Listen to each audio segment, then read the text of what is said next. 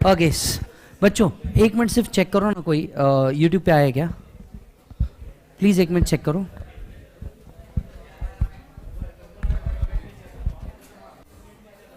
Are we live on YouTube? Please एक बार बच्चे, सारे बच्चे बताएंगे if you are live. Is everything okay?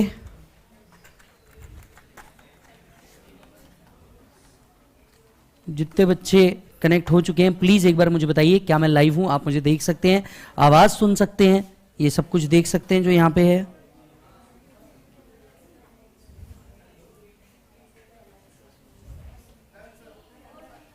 All set? Volume and बाकी चीजें सेट है? ठीक, ओके। आ जाओ जी।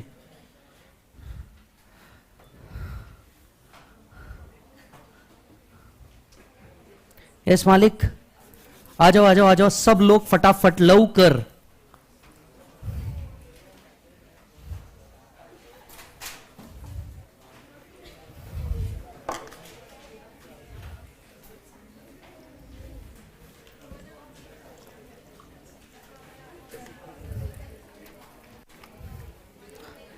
भाई साहब,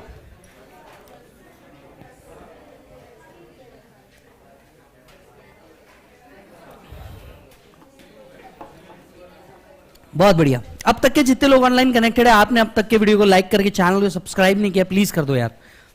मेरे को रोज रोज बोलना ही अच्छा नहीं लगता। Come on. यस, हाँ जी सर। सर अगर आपको याद हो तो यहां तक के हमने फास्ट ट्रैक में क्या क्या कर दिया है। वादे के मुताबिक पूरा फास्ट ट्रैक फ्री था और वो वादा हम कंटिन्यू कर रहे हैं। साथ साथ में आज आपका पेपर भी है रेसिडेंशियल स्टेटस का। यस और नो? जब भी मैंने आपसे कहा है पेपर होगा, ये पेपर आपको इवनिंग तक के मिल जाता है, ताकि रात में, क्योंकि आपके पास टाइम ही रात में है। I know this. यस, यहाँ पे पुणे के बच्चों के हिसाब से मैं बात कर रहा हूँ, इनके पास टाइम ही रात में होता है। कुछ नहीं करते वैसे ये लोग। कैफी शरीफ बच्चे, कल भी कुछ नहीं कर रहे थे ये लोग। तो आपको आएगा उस दिन का जो चैप्टर नंबर 1 था बेटा, मैंने आपको इसका ऑलरेडी सॉल्यूशन भेज दिया था। यस, अब उसमें से कुछ बच्चों ने मेरे को दिखाया भी, मैंने उनको बताया कहाँ गलती है कहाँ नहीं है, राइट। और इसके अलावा आज टेस्ट पेपर 2 है, रेसिडेंशियल स्टेटस है। यस, फाइनल के भी इसी तरीके से पूरे पेपर्स चालू है, हर टॉपिक के पेपर चालू है। एंड सबसे अच्छी बात यह है कि इस बार हमने फाउंडेशन का भी फास्ट ट्रैक पूरा का पूरा फ्री किया हुआ है।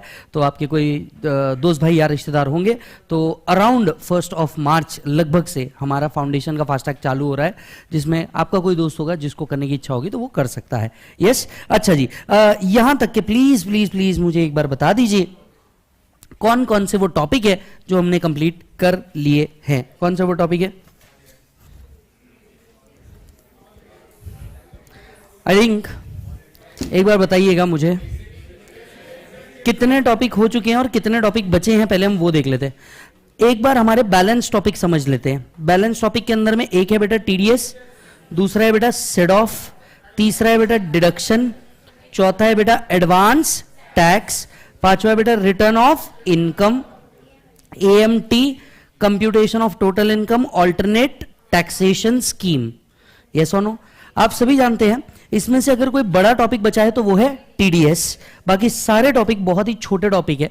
मतलब अगर मैं मीडियोकर टॉपिक की भी बात करूं तो डिडक्शन है, अदरवाइज तो बाकी सारे टॉपिक आपके भी पता है मैक्स 1 दिन या 2 दिन वाले टॉपिक है, जिसको हम आराम से कंप्लीट कर सकते हैं। द बेस्ट पार्ट इज हमने हमारा हाथी जो था वो क्रॉस कर दिया है। Yes, what we have done is basic हमने खत्म कर दिया, रेजिडेंशियल स्टेटस हमने खत्म कर दिया, एग्रीकल्चर इनकम हमने खत्म कर दिया। We have done with 5 heads and 5 heads के बाद हमने क्लबिंग भी कर दिया। वी ऑल नो हमने इनके क्वेश्चन भी किए एक्सेप्ट द क्लबिंग पार्ट। आज हमें क्लबिंग के क्वेश्चंस भी करने हैं, पर क्योंकि आप फ्रेश आए हैं तो मैं पहले टीडीएस चालू कर देता हूं और आज के लेक्चर का जो आधा घंटा होगा पीछे का वो हम लोग क्या कर देंगे, क्लबिंग के लिए यूज कर देंगे। वैसे भी वो इतना ज्यादा रिलेवेंट है नहीं। यस, चलिए आते हैं अब एक और बड़े टॉपिक के ऊपर बेटा, टीडीएस एंड टीसीएस। सर कितने मार्क्स को ये आ सकता है? सर कितने मार्क्स को ये आ सकता है? वैसे अगर देखा जाए तो इसका रेंज 4 या 6 के कैटेगरी में होना चाहिए। 4 या 6 के कैटेगरी में होना चाहिए। सर क्या नवंबर 22 में भी इस पे क्वेश्चन था? सर क्या नवंबर 22 में भी इस पे क्वेश्चन था? ऑब्वियसली था। यस, और इतने अमेंडमेंट टीडीएस के अंदर में हो रहे हैं कि इस पे क्वेश्चन होना लॉजिकल है, इस पे क्वेश्चन होना बहुत लॉजिकल है। सर क्या इस बार भी अमेंडमेंट हुए हैं? 194R इस टाइम पे ऐड हुआ है, से यस और नो, राइट। इसके अलावा सेक्शंस के अंदर में अमेंडमेंट्स हुए हैं, तो टीडीएस के अंदर में टॉपिक है। सर टीडीएस को आसान कैसे बनाया जा सकता है? टीडीएस को आसान सिर्फ दो तरीके से बनाया जा सकता है। एक, डीटी के चार्ट्स में आप कुछ इस तरीके का कर दे कि आप सेक्शन लिख दे, लिमिट्स लिख दे, रेट्स लिख दे। ये इजी तरीका है, इसको बार बार रिवाइज करें, इसको बार बार क्या करें, रिवाइज।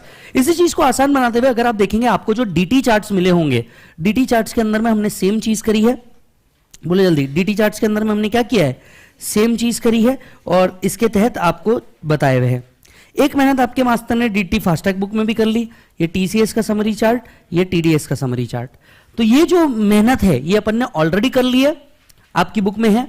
मैं आपको नहीं बताना चाहता था बट सिंस फास्टैग है तो मैं आपको पहले ही बता दूं, ये आप करेंगे उससे पहले ये मेहनत मैंने करी हुई है, ठीक है। तो आपको सिर्फ एक मेहनत करनी है, पढ़ लेना है, ठीक है। मतलब आपके पास ऑप्शन होता तो शायद आप अपना एग्जाम भी मेरे को ही देने भेज देते, जो मैं मुझे बहुत खुशी भी होती अगर ऐसा कभी होता तो, बट हमें ये गम झेलना पड़ेगा, अपना एग्जाम खुद ही देना पड़ेगा। यस, अच्छा जी, तो चलो आ जाओ। अब मैं सबसे पहले इंपॉर्टेंट नॉट इंपॉर्टेंट के ऊपर डील कर लेता हूं, ये बहुत जरूरी है क्योंकि जो नहीं पढ़ना है एग्जाम पॉइंट ऑफ व्यू से उसको बाजू किया जा सकता है।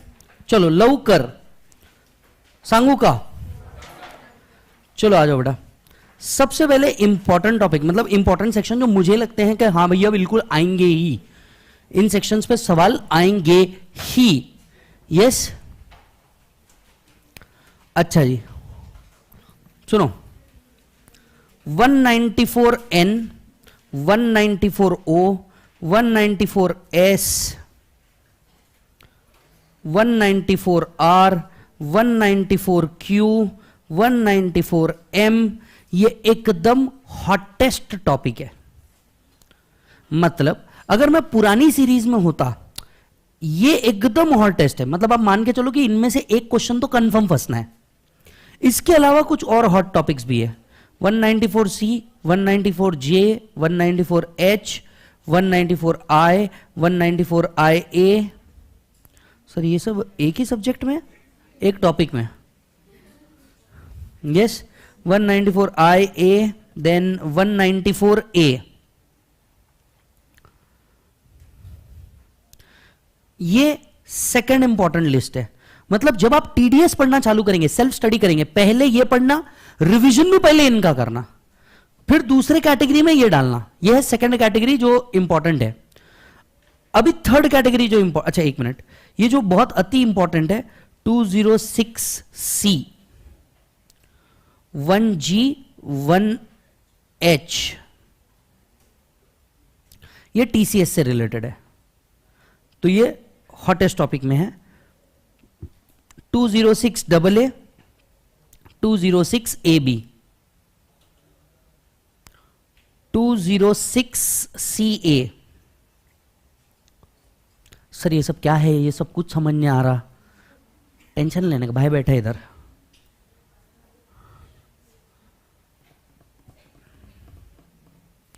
ओ या, तो ये जो इंपॉर्टेंट टॉपिक है, ये आंधी आए तूफान आए या अंबर फट जाए, आप छोड़ के नहीं जाएंगे, इसको पढ़ना ही है, बराबर है। ये सेकंड इंपॉर्टेंट कैटेगरी है। इसके अलावा जो दिखे थर्ड में चले गए वो, राइट। तो ये टीडीएस का एबीसी एनालिसिस है। आपको अगर याद हो तो टीडीएस, टीसीएस और एडवांस टैक्स, ये तीनों एक टॉपिक है मॉड्यूल में, लेकिन आपको कंसेप्चुअली पता है ये तीनों अलग अलग टॉपिक है। यस और नो? पढ़ते वक्त आप क्या कर सकते हैं, पढ़ते वक्त आप सबसे पहले टीसीएस कंप्लीट करें। एडवांस टैक्स तो खैर बाजू कर दीजिए, अब टीडीएस टीसीएस में आप सबसे पहले क्या करें, टीडीएस का बेसिक पढ़े और उसके बाद डायरेक्टली टीसीएस उठाए। इससे फायदा क्या होगा मैं आपको बताता हूं। होता क्या है आप सोच के देखिए, आपके साथ बेसिक गड़बड़ क्या है। आप टीडीएस पढ़ना शुरू करते, टीसीएस कभी पहुंचते ही नहीं। Do you agree with the line? एकदम फैक्ट, कम ऑन, ठीक है। अपन सब सेम लेवल पे, अपने को भी मालूम है, अपन टीडीएस चालू तो करते पर वहां तक कभी पहुंचते ही नहीं। यस, सो इससे बेटर चीज क्या है, you start with the basics of TDS, इसके बाद आप सीधा टीसीएस में एंटर करें, फिर आप टीडीएस में एंटर करें। इससे होगा ये कि आपका एटलीस्ट टीसीएस वाला पार्ट मिस नहीं होगा और टीसीएस के ऊपर जो क्वेश्चन आते हैं वो आपके मिस नहीं होंगे। यस, अच्छा जी सर। सर तो सबसे पहले बेसिक्स ऑफ टीडीएस में चलते हैं। कहां चलते हैं? Basics of TDS. ध्यान से सुनिए, मैं इस अजम्पशन के साथ आपको बेसिक बता रहा हूं कि आपको टीडीएस आता ही नहीं, आप पहली बार अज्यूम कर रहे हैं टीडीएस को, ठीक है? चलो ध्यान से सुनो, आप बनाना चाहते हैं बना भी दीजिए। सबसे पहले क्या होना चाहिए बेटा? एक पेयर। पेयर को हम लोग एक और बात कहते हैं डिडक्टर, देने वाला। क्या बेटा? देने वाला। देने वाला जब भी देता टीडीएस काट के, ये है पेई दैट इज डिडक्टी, ये है पेई दैट इज डिडक्टी। पेयर जब भी कोई स्पेसिफाइड पेमेंट करेगा, कैसा पेमेंट करेगा बेटा? स्पेसिफाइड पेमेंट करेगा, तो he has to deduct TDS और he has to collect TCS. ये जो टीडीएस टीसीएस कलेक्ट कर रहा है, ये किसको डिपॉजिट करना है? गवर्नमेंट। यानी गवर्नमेंट को पे करेंगे वॉट एवर इज डिडक्टेड और कलेक्टेड, और साथ साथ में गवर्नमेंट को बताएंगे कि कितनों का काटा है, मतलब ये रिटर्न भी सबमिट करेंगे। मतलब एक ये क्या करेंगे? एक ये जितना पैसा इन्होंने डिडक्ट या कलेक्ट किया ये गवर्नमेंट को देंगे। दूसरी बात, ये रिटर्न भी भरेंगे, बताएंगे कि हमने कितनों का काटा है, क्योंकि काटा है तो बताना तो जरूरी है कि काटा है। जिसका कटा है उसको सर्टिफिकेट देना जरूरी है कि तेरा तो टीडीएस कट गया, बराबर है? अच्छा जी सर, मान लो इसने नहीं काटा, इसने नॉन कंप्लायंस किया, क्या हो जाएगा? पहला ए लाला, पहला क्या हो जाएगा? 40AIIA। कुछ याद आया? पीजीबीपी कंप्यूट करते वक्त इस एक्सपेंसेस का डिडक्शन मिलने वाला नहीं है, याद आ रहा है? 100% और 30% एज द केस में बी। यस। दूसरी बात, इसके ऊपर क्या लगेगा? Interest.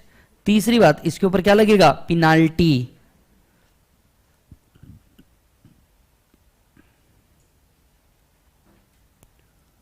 Sir how TDS actually works? पे अपनी इनकम कंप्यूट करेगा, इनकम के ऊपर वो क्या निकालेगा? टैक्स। टैक्स में से वो टीडीएस ऑब्लिक टीसीएस क्रेडिट लेता है, और तब जाके उसका क्या निकलता है बेटा? Net tax payable. Hope you are understanding this.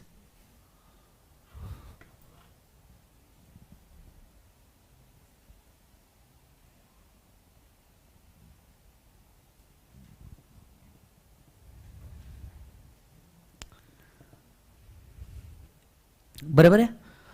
अच्छा जी सर, तो जो पे ही रहेगा, पे ही अपनी इनकम कैलकुलेट करता है। जैसे आपका टीडीएस कटा है, you will calculate your income under 5 heads plus clubbing minus set of minus deduction total income. Total income पे आप क्या निकालेंगे? टैक्स, और टैक्स में से क्या माइनस करेंगे? TDS. So technically the TDS which has been deducted is available to you as credit. The TDS which has been deducted is available to you as credit. समझ में आ रही बात? जो आपका टीडीएस डिडक्ट हुआ ये आपको क्रेडिट बोल के अलाउड है। अच्छा जी सर, ठीक है, ठीक है सर। जो डिडक्ट कर रहा है इसकी कुछ रिस्पॉन्सिबिलिटी है, इसकी कुछ क्या है बेटा? रिस्पॉन्सिबिलिटी। पहली responsibility, he must have 10, he must have 10, उसके पास 10 नंबर होना जरूरी है। दूसरा, ही मस्ट डिपॉजिट टीडीएस। तीसरा, ही मस्ट फाइल रिटर्न, वो रिटर्न भी भरेगा। चौथी responsibility, issue certificate, issue certificate, that is certificate कि भैया मैंने तेरा टीडीएस काटा। ये उसकी रिस्पॉन्सिबिलिटीज में आ गया। पे की रिस्पॉन्सिबिलिटी क्या है? जिम्मेदारियां एक तरफा ही थोड़ी ना होंगी। पे की रिस्पॉन्सिबिलिटी है क्या प्रोवाइड कर? पैन। सर मेरे पास पैन नहीं है। आधार। भाया मेरे पास पैन नहीं है भाया, आधार दे दो भाया। क्लियर है? सबके पास पैन नहीं है, आधार दे दो, कोई तकलीफ नहीं है, पर देना जरूरी है। ओके सर, और क्या रिस्पॉन्सिबिलिटी है हमारी? और क्या रिस्पॉन्सिबिलिटी है हमारी? If lower TDS is required to be deducted. Provide form 15G 15H. Provide form 15G 15H.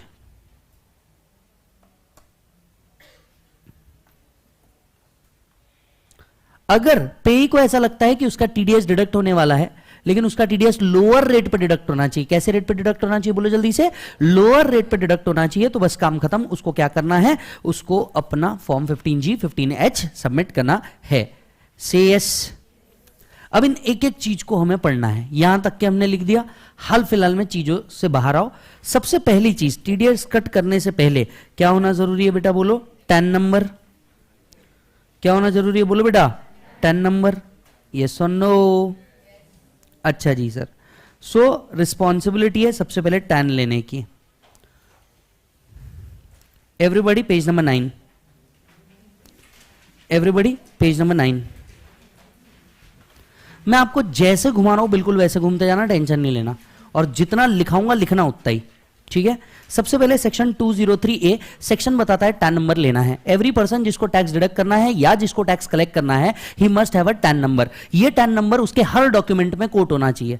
पूरे सेक्शन में दो ही बात लिखी है। पहला, जिसको टीडीएस डिडक्ट करना है या कलेक्ट करना है उसके पास टैन नंबर होना चाहिए। दूसरी चीज हर डॉक्यूमेंट में होना चाहिए। मतलब आपने इनवॉइस दिया, चलन दिया, सर्टिफिकेट दिया, हर इनवॉइस में टैन नंबर लेने का और छाप देने का।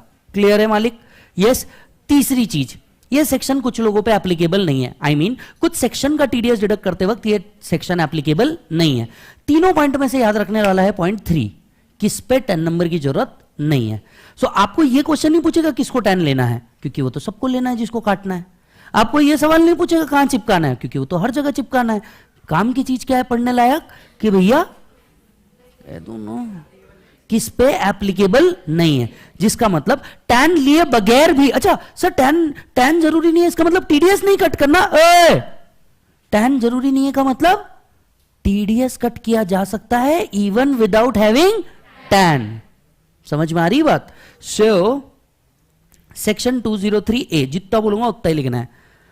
सेक्शन 203A टैन नंबर,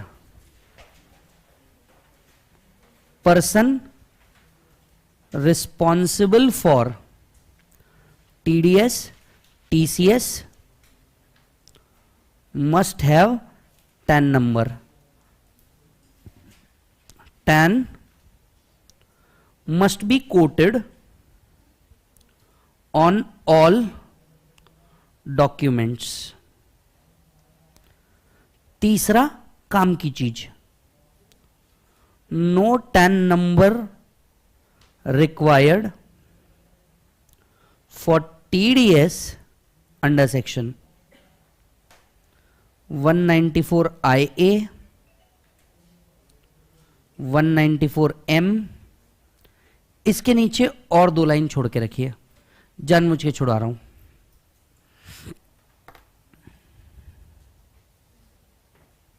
ठीक है, तो इसको हम फिल करेंगे।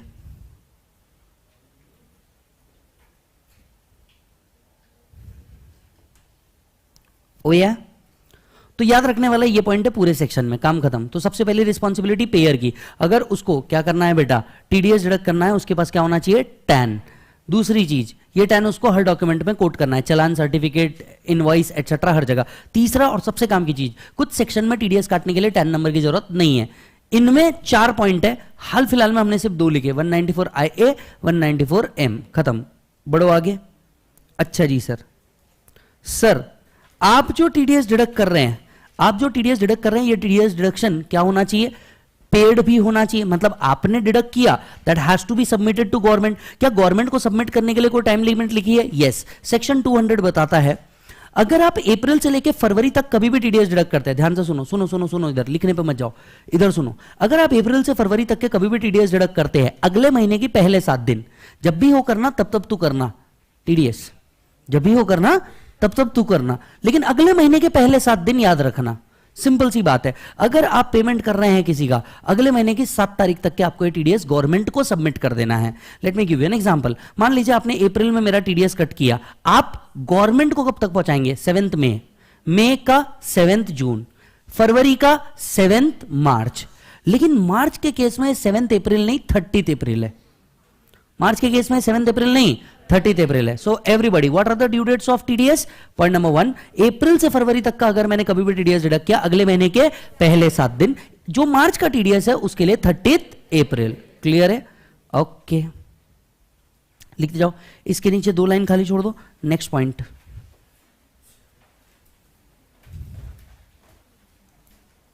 Due date for TDS submission to government. TDS deducted in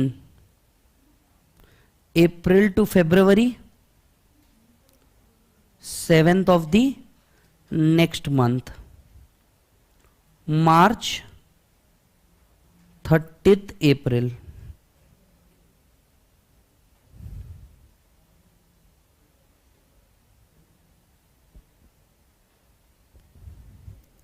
due date for TDS return, due date for TDS return,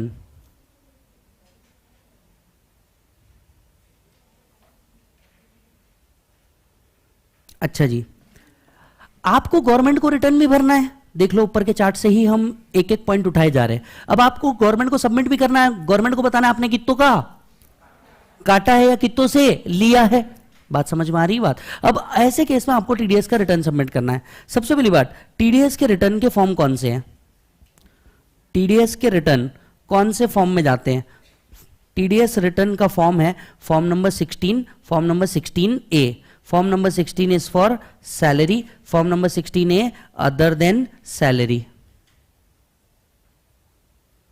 एक और फॉर्म है फॉर्म 16B, ये यूज होता है इमूवेबल प्रॉपर्टी के लिए। तो पहले टीडीएस के रिटर्न 3 फॉर्म में आते हैं, form number 16, form number 16A, form number 16B। 16 is for salary, 16A is for other than salary. तो बताओ टीडीएस 194C में डिडक्ट हुआ, कौन सा फॉर्म भरेंगे? टीडीएस 194C में डिडक्ट हुआ, कौन सा फॉर्म भरेंगे? बोलो बोलो बोलो। क्या आपको पता है मैंने आपके साथ एक बहुत बड़ा प्रैंक किया है? तुम्हारा टीडीएस का नॉलेज 0 है। ये टीडीएस सर्टिफिकेट के फॉर्म है। सिर्फ आपके साथ जानबूझ करके प्रैंक कर रहा था, क्योंकि मैं 3 बार आपको बोल चुका हूं लिखने पे ध्यान नहीं दे, कॉन्सेप्ट पे ध्यान दे। और आप में से एक का भी ध्यान नहीं है, और मैंने आपके साथ जानबूझ करके ये प्रैंक किया है सिर्फ आपको बताने के लिए कि क्लास में बैठ जाना और क्लास में पढ़ लिया वो लिख लेना काफी नहीं होता। अगर आप माइंड से प्रेजेंट नहीं हो तो आप टेक्निकली एब्सेंट हो। अपना शरीर लेके आने मैंने नहीं कहा, आपको आत्मा लानी पड़ेगी। यस, एक बात समझ के चलो, तुम्हारे ख्वाब अगर BMW के है और तुम्हारी मेहनत नैनो की है ना, तुम साइकिल के लायक भी नहीं हो। पहले ध्यान दो हो क्या रहा है। मैं तुम्हारे साथ प्रैंक कर रहा हूं, लिख रहा हूं, क्या कर रहे हैं आधे लिखे जा रहे हैं। मैं तुमको 3 बार बोल चुका हूं, प्लीज ध्यान दो, ये गड़बड़ मत करो। अंडरस्टैंड, ये गड़बड़ मत करो। काटो, लिखो वहां पे मैं पागल हूं, ऐसा मस्त कट करो, लिखो मैं पागल हूं, उसकी शादी हो जाएगी। बुआ, लड़कों ने लिखना मामा। क्या कर रहे हो यार? गाना ना चल रहा है रील में, एक जिंदगी काफी नहीं है। तुमको क्या एक अटेम्प्ट काफी नहीं है? चाहिए क्या अमेंडमेंट में? क्या कर रहे हो यार? तुमसे बहुत एक्सपेक्टेशन है लोगों की, तुमको पता भी नहीं है तुम शायद किसको इंस्पायर कर रहे हो तुम्हारे फैमिली में, और न जाने कहां कहां। ऐसे नहीं होगा, ध्यान दो, इंपॉर्टेंट टॉपिक चालू है। टीडीएस के रिटर्न कौन से? Form 24Q, 26Q, 27। Form 24Q salary, 26Q other than salary, 27 is for non resident, 26QB immovable property. पता है ये सब कंसेप्ट तुमने कभी पढ़े ही नहीं, टीडीएस में पढ़े लेकिन रिवाइज नहीं किया। सब है तुमको, पढ़ाए भी है तुमको, तुम्हारी किताबों में भी है, तुम वहां तक पहुंचते ही कहां। 5 हेड के बाद तो डीटी खत्म हो जाता तुम्हारा, और जीएसटी पहले 2 टॉपिक के पहले 2 यूनिट के बाद खत्म।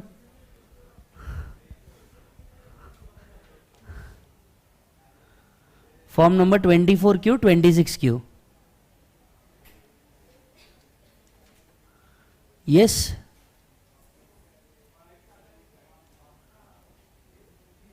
yes or no?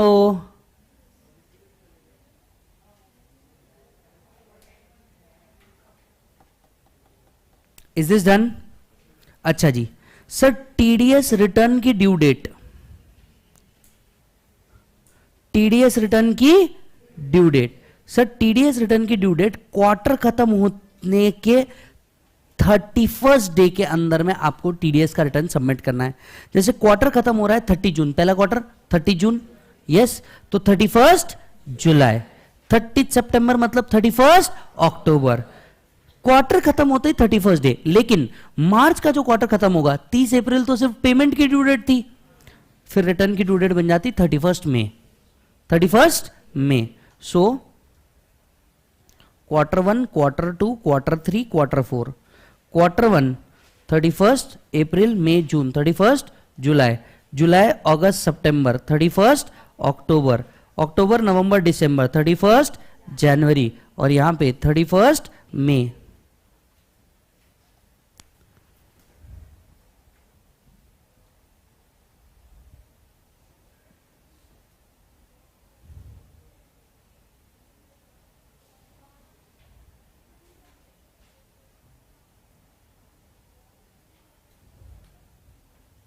Is this done, Malik? चलो जी, so these are the form of the return, these are the payment details। इसके बाद में TDS certificate issue date, TDS certificate, TDS का सर्टिफिकेट का फॉर्म है बेटा form 16, 16A, 16B। Form number 16 is for salary, 16A is for other than salary, 16B is for immovable property।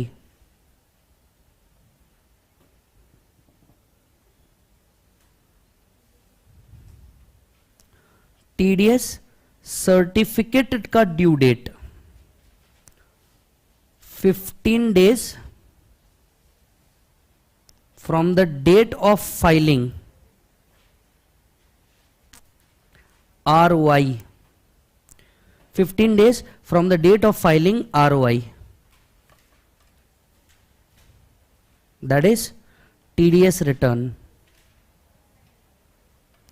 TDS return के 15 दिन के अंदर में, यानी क्या मैं कह सकता हूं, इस डेट प्लस 15 डेज, TDS के रिटर्न के 15 दिन के अंदर में। तो TDS की रिटर्न की जो भी डेट है यहां से 15 दिन के अंदर में सर्टिफिकेट इशू हो जाना चाहिए।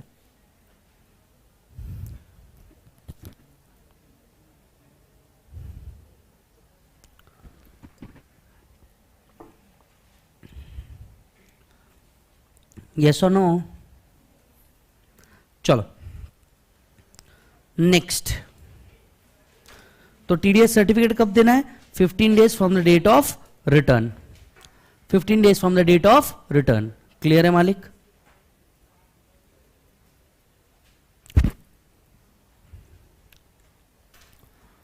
ओके,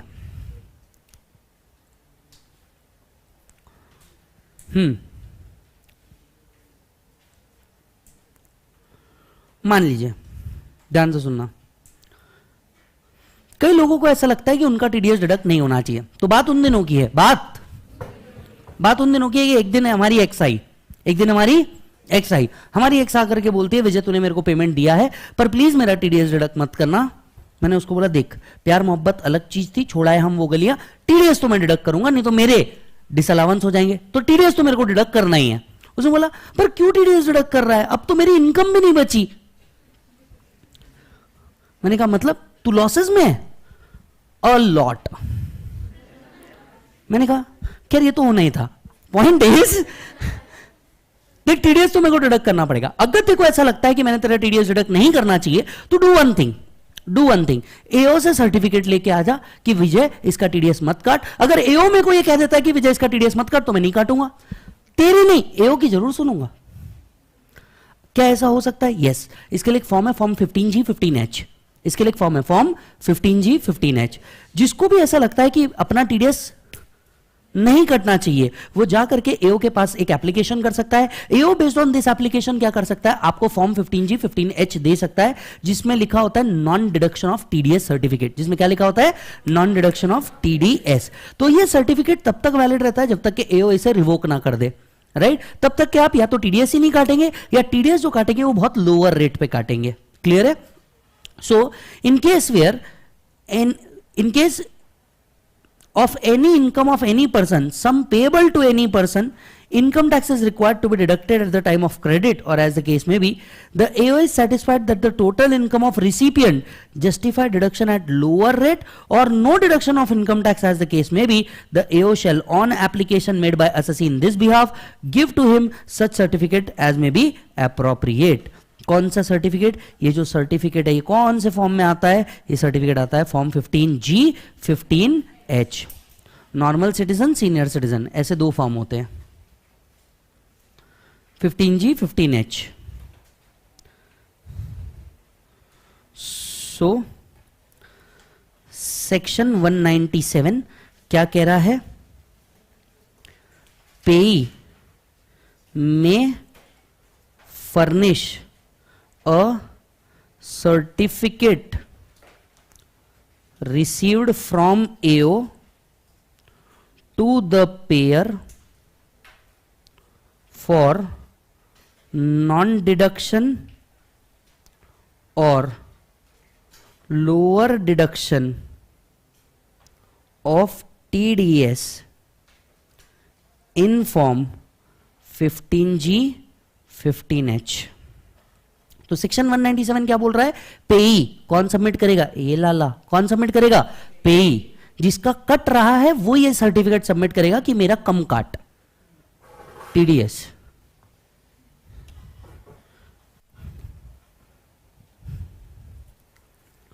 सर टेस्ट शेड्यूल कहां मिलेगा? बेटा टेस्ट शेड्यूल टेलीग्राम पे मिलेगा, मैंने ऑलरेडी डाला था।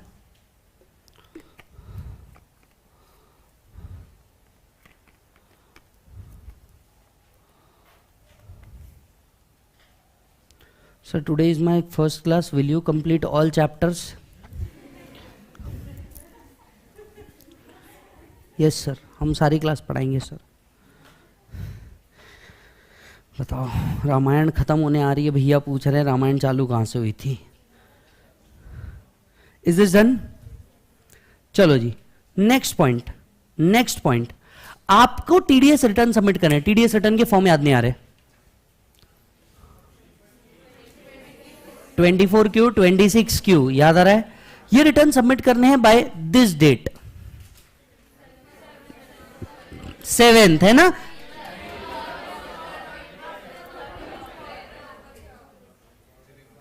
क्वार्टर खत्म होने के 31st डे के अंदर में। क्लियर है?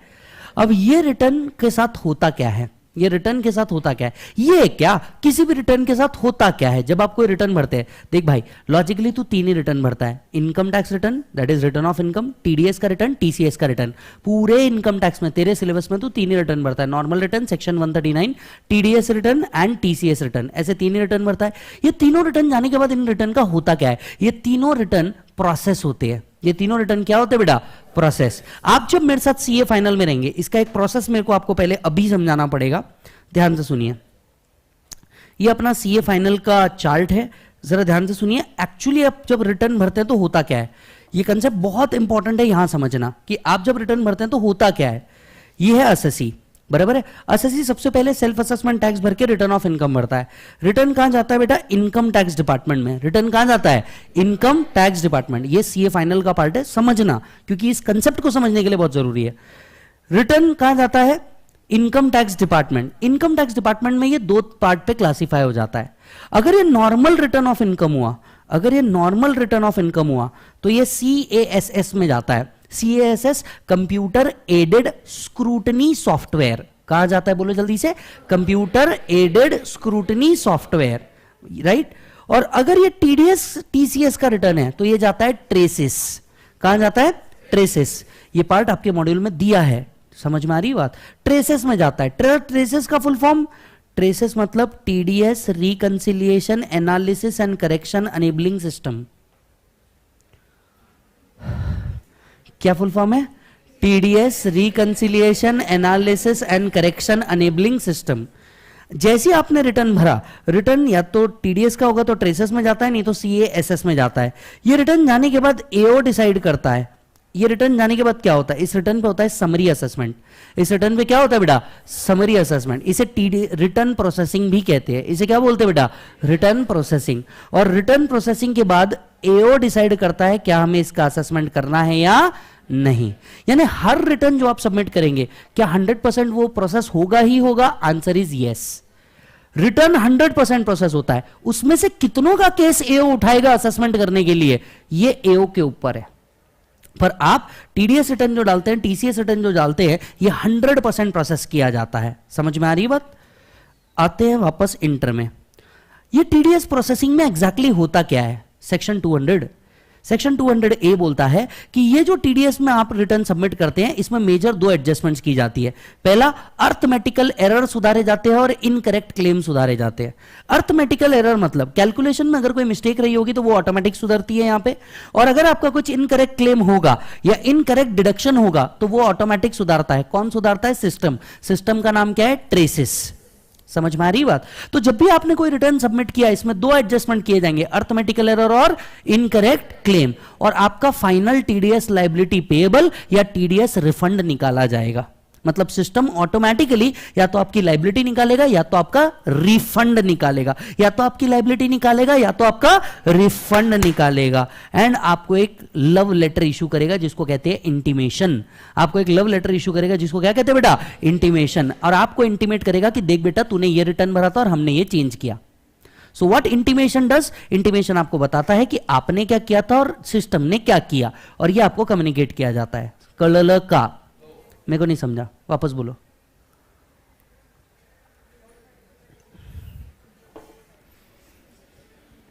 समझ गया था ना तुमको, हाँ तो फिर बोलो ना वापस। whenever we file TDS return, whenever we file TDS return, the return goes for processing, the return goes for processing. Processing में मेजर कितने एडजस्टमेंट्स होती है, 2. So there are major 2 adjustments in the processing. Arithmetical error, incorrect claim. Arithmetical error, incorrect claim. ये 2 adjustments की जाती है, ठीक है। ये दोनों एडजस्टमेंट्स करने के बाद, after doing the above adjustments, intimation is issued. Intimation is issued इधर टैक्स पेएबल और टैक्स रिफंड। समझ में आई बात। So, where the quarterly return, TDS statement or correction statement has been made by person deducting any sum, such quarterly return shall be processed. हाय हाय, क्या word लिखा रे मामा, shall, option नहीं है, 100% return process होगा। हर return जो आप सबमिट करेंगे वो प्रोसेस होगा। shall be process लिखा हुआ है। एंड क्या एडजस्टमेंट करेंगे रे हाउले, computed after making following adjustment. कौन से एडजस्टमेंट कर रहे हैं उन्होंने, अर्थमेटिकल एरर, इनकरेक्ट क्लेम। क्या करते हैं ये सब करके, an intimation shall be prepared and generated and send to deductor specifying the sum determined to be payable और रिफंड ड्यू। सम पेएबल या रिफंड ड्यू बताया जाएगा।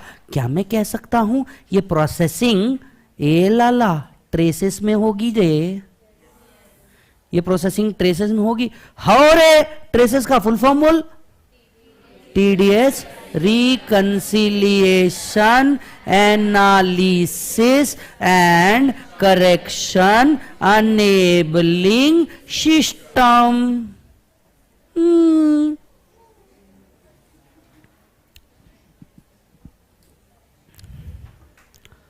समझ में आया क्या, इसको रजिस्टर में लिखना नहीं है।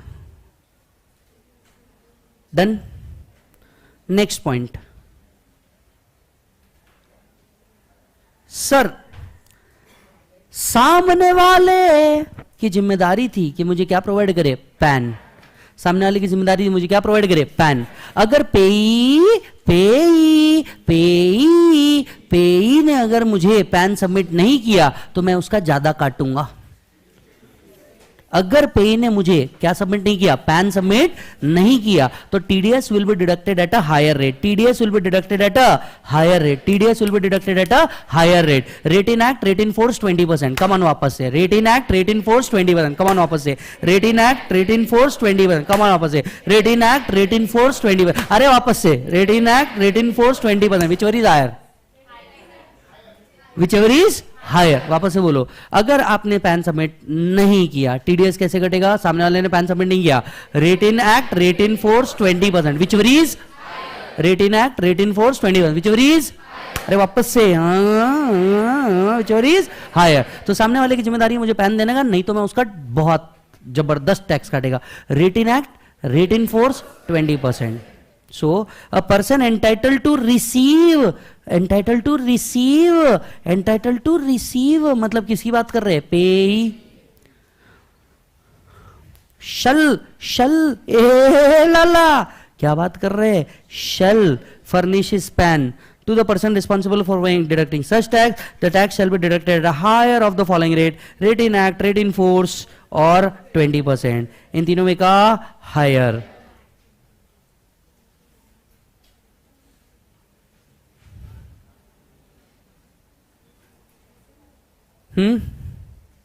डन।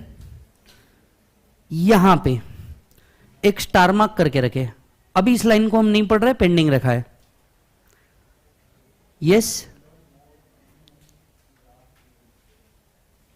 अगर मान लीजिए आपने पैन नंबर तो प्रोवाइड किया, लेकिन ये पैन नंबर इनवैलिड है, तो ये अज्यूम करेंगे कि पैन दिया ही नहीं, ये अज्यूम करेंगे कि पैन दिया ही नहीं। Are you getting the point? Yes. So 206AA क्या बेटा, PAN. Payee must provide PAN, if he fail to do so TDS will be deducted at the higher rate. बोलो बच्चों, एट दी हायर रेट, बोलो rate in act. और दूसरा भी हो सकता है क्या, रेट इन फोर्स।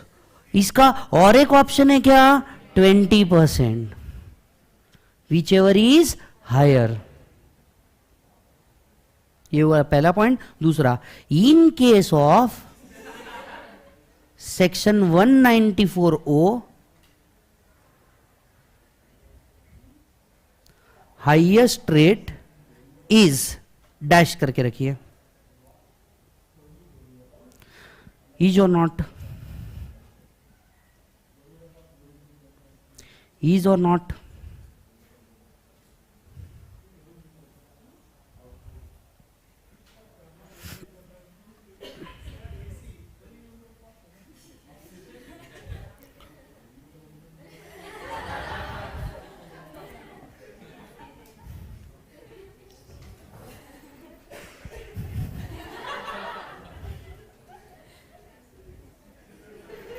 बराबर है ना? चलो, सेक्शन 203 हम लोग ऑलरेडी पढ़ चुके हैं। अभी इधर देखो, सेक्शन 203 हम लोग ऑलरेडी पढ़ चुके हैं। जिसने टीडीएस काटा, क्या वो सर्टिफिकेट इशू करेगा? कौन सा फॉर्म रहेगा? फॉर्म बेटा 16, 16A, 16B, करेक्ट ना? यस। सो एवरी पर्सन, क्या बोला उधर, every person deducting the tax shall furnish the person whose tax is deducted a certificate to effect that tax has been deducted.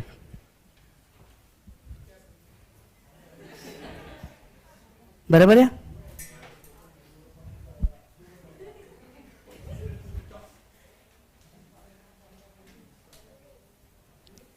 Done है बेटा?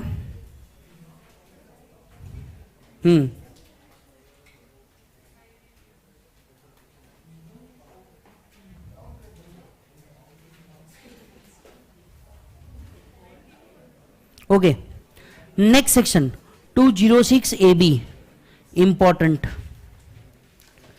Next section 206AB, important.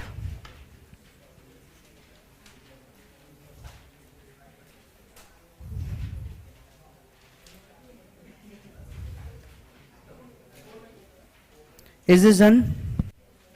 Okay, सभी लोग थोड़ा सा ध्यान से सुनो, क्या है ये सेक्शन, क्या बोल रहा है, कंफर्म इसके ऊपर क्वेश्चन आएगा। पिछले साल भी ये सेक्शन अमेंडेड था, इस साल ये सेक्शन में अमेंडमेंट है, ध्यान से सुनना।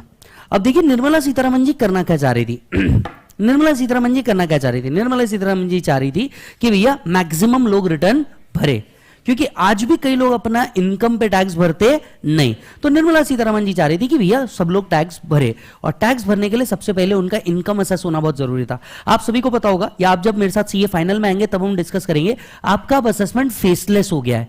पहले इतने लोगों के लिए रिक्वायरमेंट थी नहीं कि रिटर्न भरे, रीजन क्योंकि असेसमेंट्स हो ही नहीं पाते थे।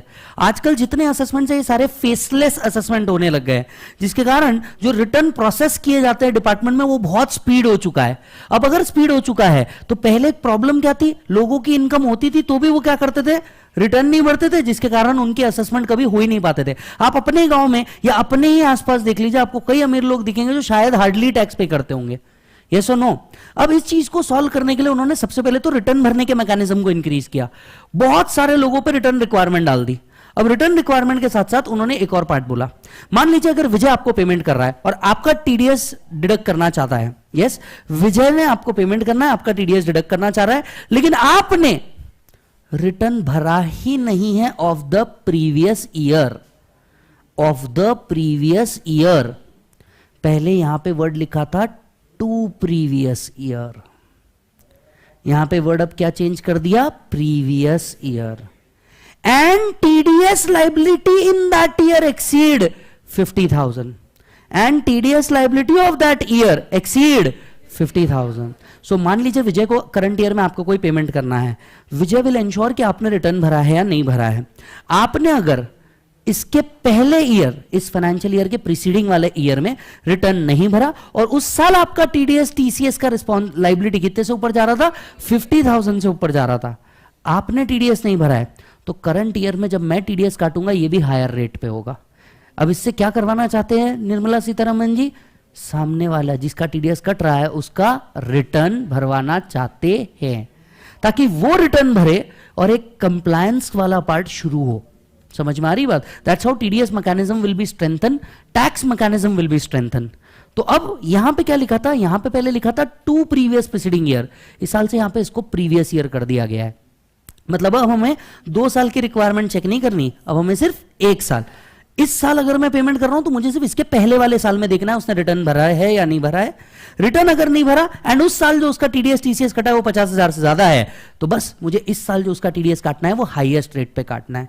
इस साल भी टीडीएस जो काटना है वो किस रेट पे काटना है, हाईएस्ट रेट पे काटना है। सेक्शन में 2 अमेंडमेंट हुए, पहला to previous preceding year word हटा करके प्रीवियस ईयर वर्ड डाल दिया गया है। समझ में आ रही बात? सो 206AB shall be applicable to 1/7/2021. The section requires that payer who deduct the TDS in case of a payee who is non-filer of income tax return, TDS shall be deducted at highest rate.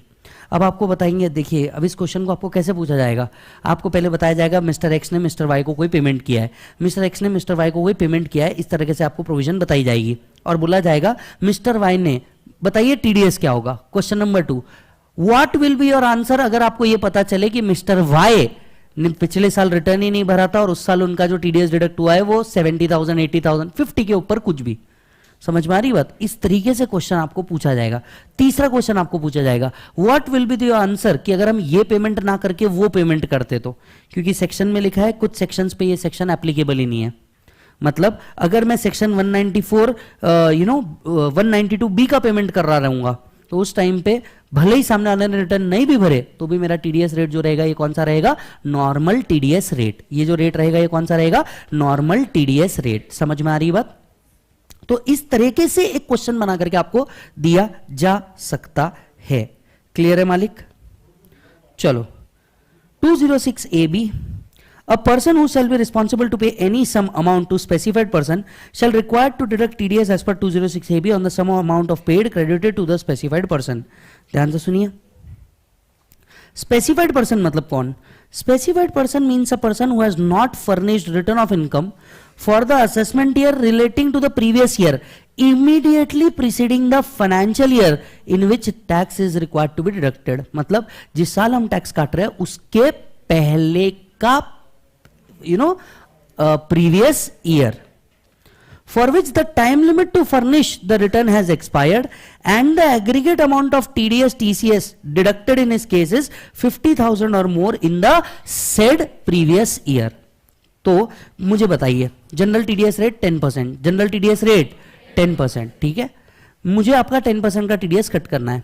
Suppose आपने अगर previous year 21-22 का return नहीं भरा और 21-22 में जो आपका TDS deducted हो कितने से ऊपर है बेटा, 50,000 से ऊपर है, तो मुझे करंट ईयर में जो आपको पेमेंट कर रहा हूं उस पर टीडीएस रेट हायर डिडक्ट करना पड़ेगा. समझ में आ रही है बात? 206AB shall not be applicable to non-resident who is not having any permanent establishment in India. ये सेक्शन उस पे है ही नहीं, उस नॉन रेसिडेंट पे जिसका पीई इंडिया में नहीं है. पीई मतलब कोई बिजनेस एक्टिविटी इंडिया में नहीं है. Therefore, TDS in case of non-resident shall continue to be deducted under section 195. दूसरी काम की चीज, TDS shall be deducted at higher rate of twice the rate in act, twice the rate in force और 5%. यहां पे rate in act, rate in force नहीं, twice the rate in act, twice the rate in force और 5%. Sir फिर तो twice the rate ही बड़ा होगा. कैसे? 194C 1% का ट्वाइस भी कर दिया तो 2% और 5% whichever is higher, 5 higher हो गया. आया क्या? ये आप उन्हीं के लिए सोच रहे हैं जिनमें 10% 30% याद है आपको. तो लिमिटेड सोच के साथ बड़ी कामयाबी नहीं मिलेगी.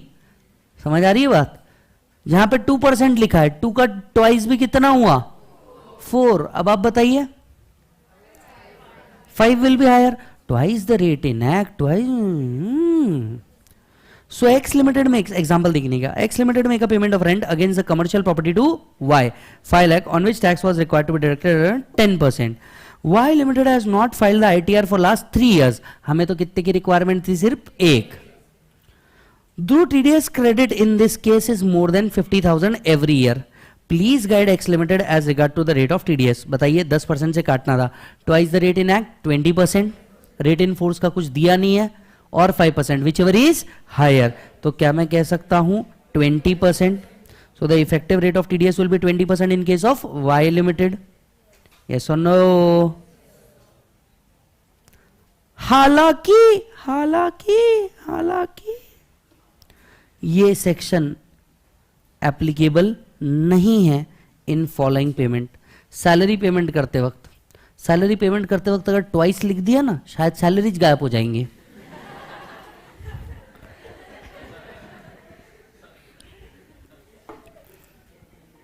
EPF casual winning, casual winning पे 30% लगता है, 30% की जगह 60% लगाओ.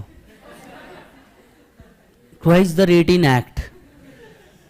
Horse race acquisition of property, acquisition का स्पेलिंग वहां पे गलत लिखा है. Rental payment, investment in securitisation trust.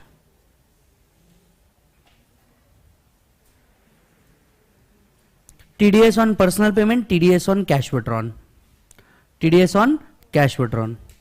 आपको नहीं लगता FA 22 मतलब कुछ अमेंडमेंट आया है? इफ द प्रोविजन, ओए होए होए होए होए, क्या बात कही है, बहुत बढ़िया बहुत बढ़िया. जालिम जालिम. सुनो, मान लीजिए मुझे आपको पेमेंट करना है और आप इतने नालायक है कि ना पिछले साल का आपने रिटर्न भरा ना आपके पास पैन है. मतलब अब 20AA और 206AB दोनों लग गया. अरे हां, टीडीएस कौन से सेक्शन में काटेंगे? इनकम टैक्स की बात कर रहे हैं हम, जो होगा यहां बड़ा ही होगा. 206AA 206AB which ever is higher. समझ में आ रही बात? तो अब आपको तीसरा क्वेश्चन ऐसा फ्रेम हो सकता है, suppose in the above case the other person has not given his PAN और not submitted the return, what will be the TDS liability. तो 1/3 क्वेश्चन बना के उसने सब एक साथ पूछ लिया. एक बात हमेशा याद रखें, डीटी एक ऐसा सब्जेक्ट है जहां पे क्वेश्चन कभी रिपीट बहुत ही कम होंगे. यहां हर बार नया ही कॉन्सेप्ट आएगा. अब तक शायद आपको समझ में भी आ चुका होगा, राइट? आपके कॉन्सेप्ट ज्यादा क्लियर होने जरूरी है रादर देन प्रॉब्लम. बुक से कोई फर्क नहीं पड़ता टीडीएस में. एक बात, टीडीएस बोल रहा हूं, डीटी में सबसे ज्यादा जरूरी है क्या आपके कॉन्सेप्ट क्लियर है या नहीं है, क्या आपको यह पता है क्वेश्चन की फ्रेमिंग, टीचर ने आपको यह समझाया कि क्वेश्चन कैसे कैसे फ्रेम हो सकते हैं। ये प्रोविजन तो बेटा मैं तेरे को पढ़ा रहा हूं, तेरे को यह समझना जरूरी है इस पे क्वेश्चन कैसे फ्रेम हो सकते हैं। समझ आ रही बात। और आप सोच के देखो एग्जामिनर के पास अनलिमिटेड पॉसिबिलिटी है सिर्फ एक सेक्शन में भी, अनलिमिटेड पॉसिबिलिटी, यहीं के यही 7 पॉसिबिलिटी, इनमें से एक एक करके भी वो 4 अटेम्प्ट में पूछे ना तो भी उसके पास बैलेंस बचेगा। समझ आ रही बात। सो देखिए, इफ प्रोविजन ऑफ 206AA, क्या बात कही है, if provision of 206AA is applicable to specified person, the tax shall be deducted at a higher of 2 rates provided in this section and 206AA। बराबर है। सुनो, आप पहले मेरे को डिक्टेट करो पूरा सेक्शन, इंपॉर्टेंट है इसलिए बता रहा हूं। आप जो डिक्टेट करोगे वो मैं लिख दूंगा, सोच समझ के डिक्टेट करना। सेक्शन कौन सा था? TDS in case of non filing of ITR। Clear है? अच्छा सुनो, लिखो मत, सुनते जाओ। हाँ, pair will deduct TDS at higher rate if payee fails to file ITR for previous for the year preceding previous year, preceding the financial year in which tax is required to be deducted। जिस साल हमें tax deduct करना उसके पहले वाले year में अगर आपने रिटर्न फाइल नहीं किया and TDS liability in his case is exceed नहीं 50,000 or more, then TDS will be deducted at higher rate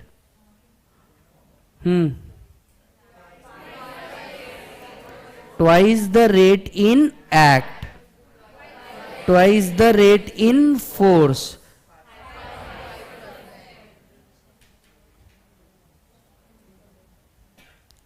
yes, twice the rate in act. अच्छा एक मिनट, खत्म नहीं हुआ, और क्या पॉइंट ढूंढ के ला सकते हो इंपॉर्टेंट है आपके हिसाब से, अभी तक पढ़ने पड़ा। Section not applicable to TDS in refer list page number. Short notes बना रहे हो ना?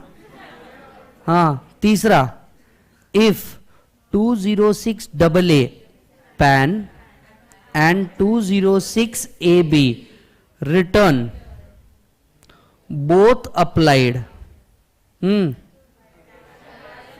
TDS will be deducted at higher rate of both। खत्म। लिखो।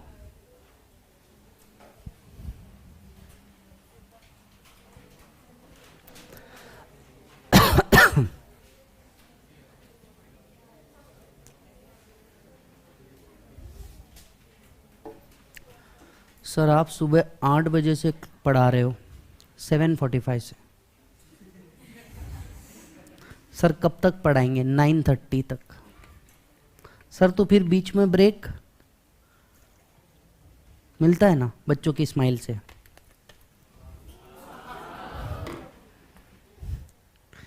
इन बिटवीन सम स्टूडेंट रहने दो, हाँ प्लीज।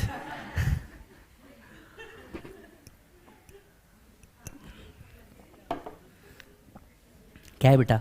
EMI है, करना, काम करना पड़ता है। अभी आदमी कमाएगा नहीं तो खाएगा क्या? लिखो, वर्डिंग्स बनाओ।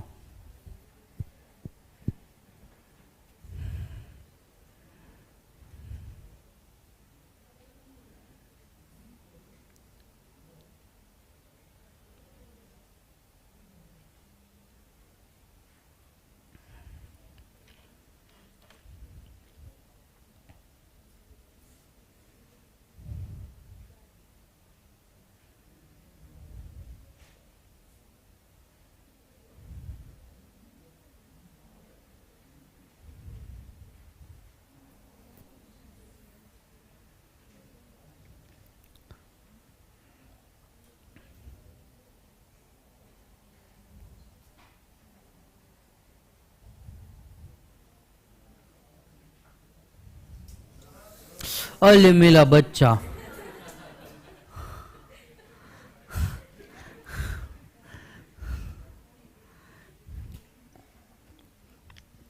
एक मैं तुम नालायकों को देखता हूं, ठीक है। एक अभी बेचारे जो नए निब्बा निब्बी आए ना, नए बेचारे फाउंडेशन से आए, कौले कौले, आज उनका दूसरा तीसरा दिन था, इतने शरीफ बैठे हैं, मुझे बिल्कुल तुम लोगों की याद आई। कितने शरीफ थे तुम भी, बिल्कुल ना चू न चा। अब देखो,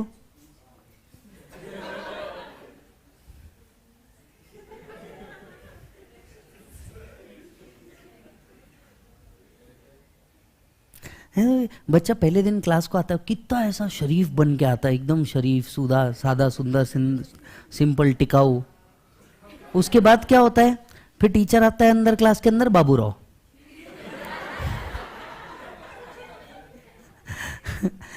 ऐसा हम लोग ऐसा डिफरेंस देखते हैं, मालूम। बच्चा वैसे ही होता है, फिर वो धीरे धीरे वो बिगड़ जाता है, हमको भी बिगाड़ देता है, बराबर ना। चलो लिखो जल्दी जल्दी जल्दी जल्दी जल्दी।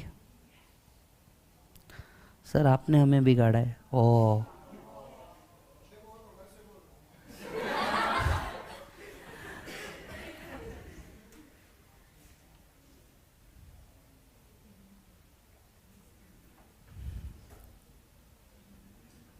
झाले का बेटा। अच्छा ये पेज नंबर डालो यहाँ पे, क्या था पेज नंबर 13 पॉइंट।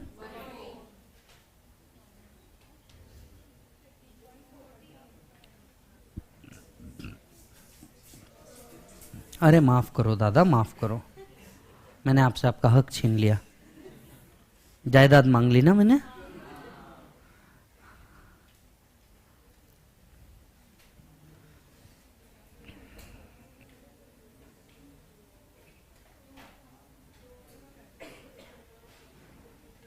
साले का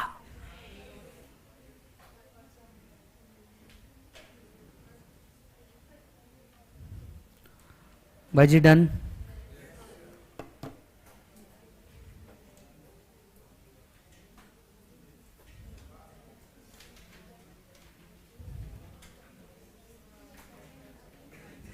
चलो बेटे,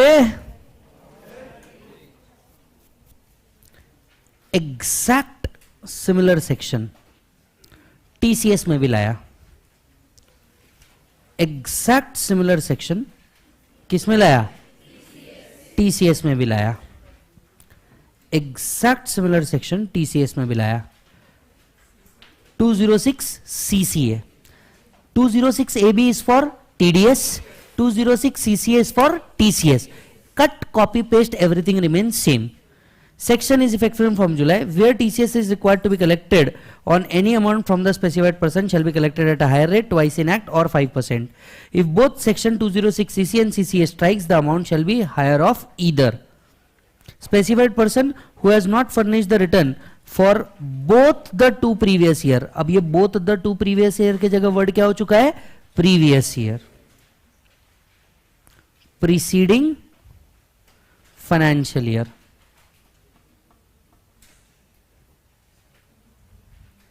And TCS in his case exceed 50,000 or more.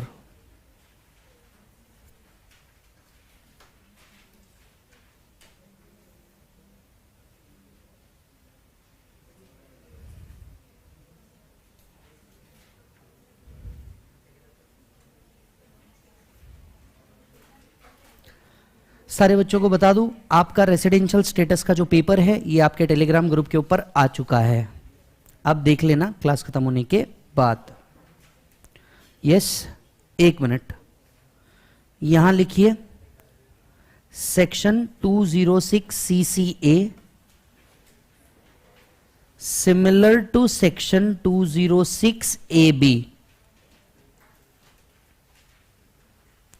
TCS in case of non-filers of ITR, higher rate, higher rate कौन सा है बोलो बेटा, the rate in act, sorry twice the rate in act, और दूसरा 5%।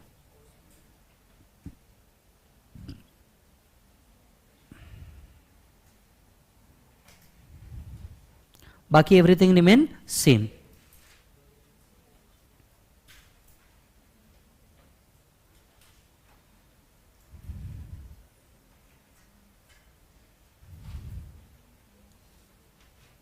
आहो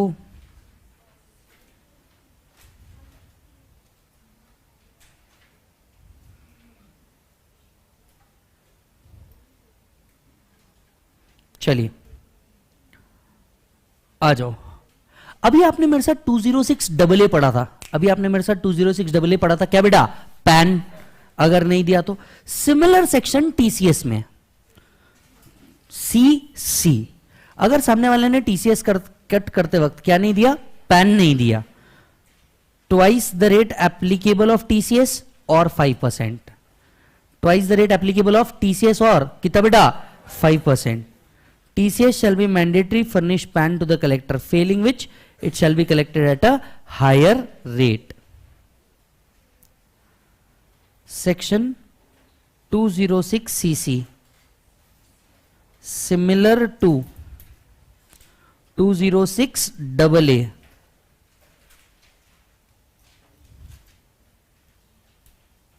higher rate of TDS, TCS in case PAN not furnished,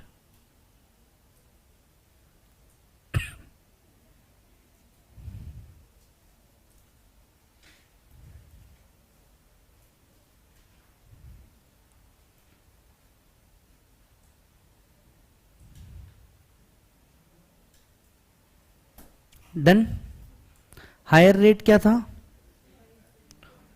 twice the rate in act, और B बोलो बेटा कितना परसेंट, 5%।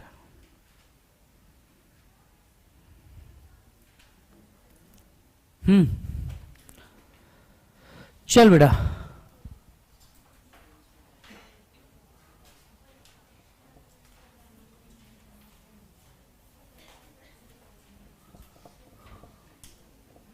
बेटे मेरे को एक बार रिवाइज करते हैं सेक्शंस को।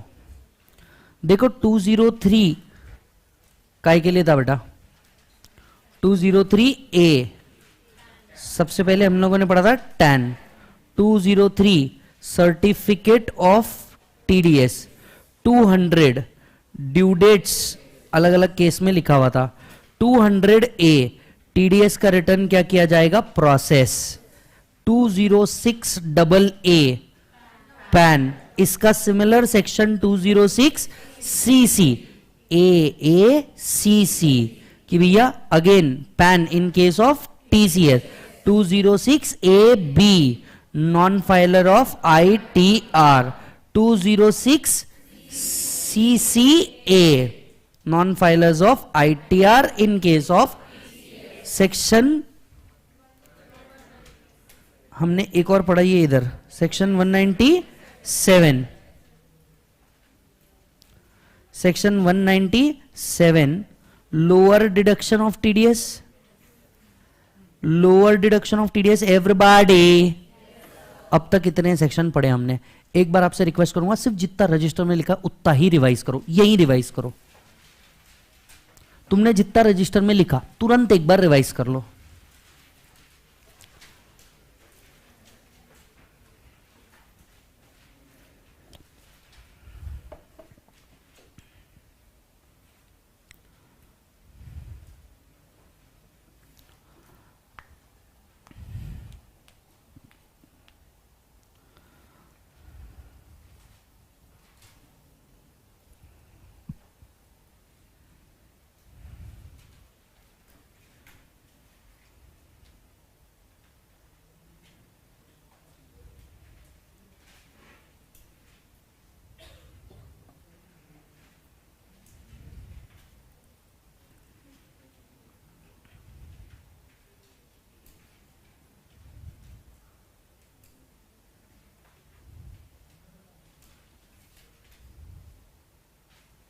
डन है?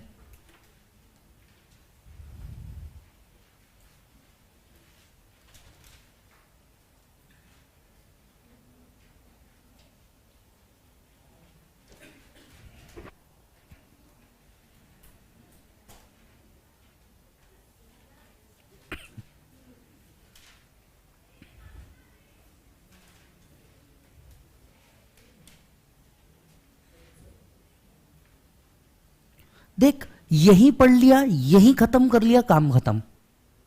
ये वो सेक्शंस थे जिसको ईमानदारी से तू कभी हाथ नहीं लगाने वाला था। Do you agree? खत्म। देखो, पढ़ने का ना एक बहुत सिंपल तरीका, अगर तुमको एग्जाम पास होना है, मैं तुमको एक बात बताता हूं। मेरे को ना बहुत जोश था, मतलब पहली बात, ऑनेस्टली कभी सोचा नहीं था इस कोर्स में आएंगे। जाने की इच्छा थी साइंस में, औकात थी नहीं, पढ़ाई वाइज नहीं, पैसे वाइज औकात थी नहीं, तो उधर जा ना सके। फिर ढूंढते ढूंढते इधर आए कि करना क्या है। जब घुसे तो कहीं ना कहीं हमारे टाइम पे आ गया CPT. I was from the first batch of CPT. हमारा P1 था और हमें कन्वर्जन ऑप्शन आया था, जैसा अभी तुम्हारा हालत चालू है ना, हाँ बस वैसे ही। हम ओल्ड सिलेबस में थे और हमको कन्वर्जन ऑप्शन आया था, तो हम कन्वर्ट हो गए न्यू सिलेबस में। हर बार ये होता है जब ये न्यू सिलेबस आता है, इफ एनी होता है। वह अब तो बहुत क्लियर हो चुका है, नवंबर दिसंबर 23 के अंदर में ये आ नहीं रहा। नाउ हम कन्वर्ट हुए। कन्वर्ट होने के बाद किसी को नहीं पता था पेपर आने कैसे वाले, because it was the first attempt. Yes, it was the first attempt. But एक बात बहुत श्योर था कि करना है। कर लिए, पास भी हो गए, मजा भी बहुत आया। ऐसा लगा कि यार अपन दुनिया हिला सकते हैं, अपन बन गए पोपटलाल, दुनिया हिला देंगे। साला इंटर में आया, वो जोश होता है ना इंटर में, पहले पहले आपको भी पता ही, खैर आपको तो पता ही होगा, हाँ, दुनिया के मतलब जिस जो नाम सुना बेहतरीन सब कर लिया, बुक्स वुक्स ले ली, पढ़ लिया। पेपर दे के आए ना तो समझ में आया कि अपने को लग रहा था पढ़ाई हुई है, इंस्टीट्यूट को नहीं लग रहा था अपनी पढ़ाई हुई है। समझ आ रही बात? मतलब होता ऐसा है, पता है क्या यार, अपन लोगों के साथ अपन पढ़ते हैं, गलती पढ़ने में नहीं है, अंडरस्टैंड, गलती प्रेजेंटेशन लिखने में, और क्वेश्चन वहां क्या पूछा और हम क्या लिख के आ रहे। ये कई सब्जेक्ट्स में होता है। Specifically this comes under audit, EIS, law. Yes, जो ये प्योर थियोरी वाले सब्जेक्ट्स है, इनके अंदर में ये सबसे ज्यादा होता है। ठीक है, फिर एक गड़बड़ होती है कॉस्टिंग के साथ। करना क्या है, ठीक है, DT के साथ इतने प्रोविजन मिक्स कर देते कि ये क्लियर नहीं हो पाता कि कौन से हेड से आया है। एक ही क्वेश्चन में पूरा गांव घुसा देंगे। मतलब एक हाथ चैप्टर ही छोड़ते वो लोग। यस, मतलब एक बात तो समझो, किसी एक कोई भी पेपर एक ऐसा नहीं आता जो बहुत सॉर्टेड और सिंपल है, ये बात तो फिक्स है। हम ना तैयारी वाइज बहुत लंबा चल जाते हैं, और कई बार ऐसा लगता है कि यार बस अब तो हो ही जाएगा, अब तो खत्म, इस बार तो पास ही है। पेपर देख के आते हैं, हम सबसे बड़ी गलती क्या करते हैं, एस्टिमेट करना। होती है ये गलती, हम सबने ये नशे किए। क्या एस्टिमेट करते हैं? पहला, भाई देख मैं 90 का सॉल्व करके आया हूं, और पहला स्टेटमेंट हर प्रोफेशनल बच्चे का 40 तो मिल ही जाएंगे। पहला स्टेटमेंट। कोई ओवर कॉन्फिडेंट फर्स्ट अटेम्प्ट वाला बच्चा, भाई इसमें तो एग्जामिशन फिक्स है, इसमें तो एग्जामिशन फिक्स है। जिसमें उसने बोला एग्जामिशन फिक्स है,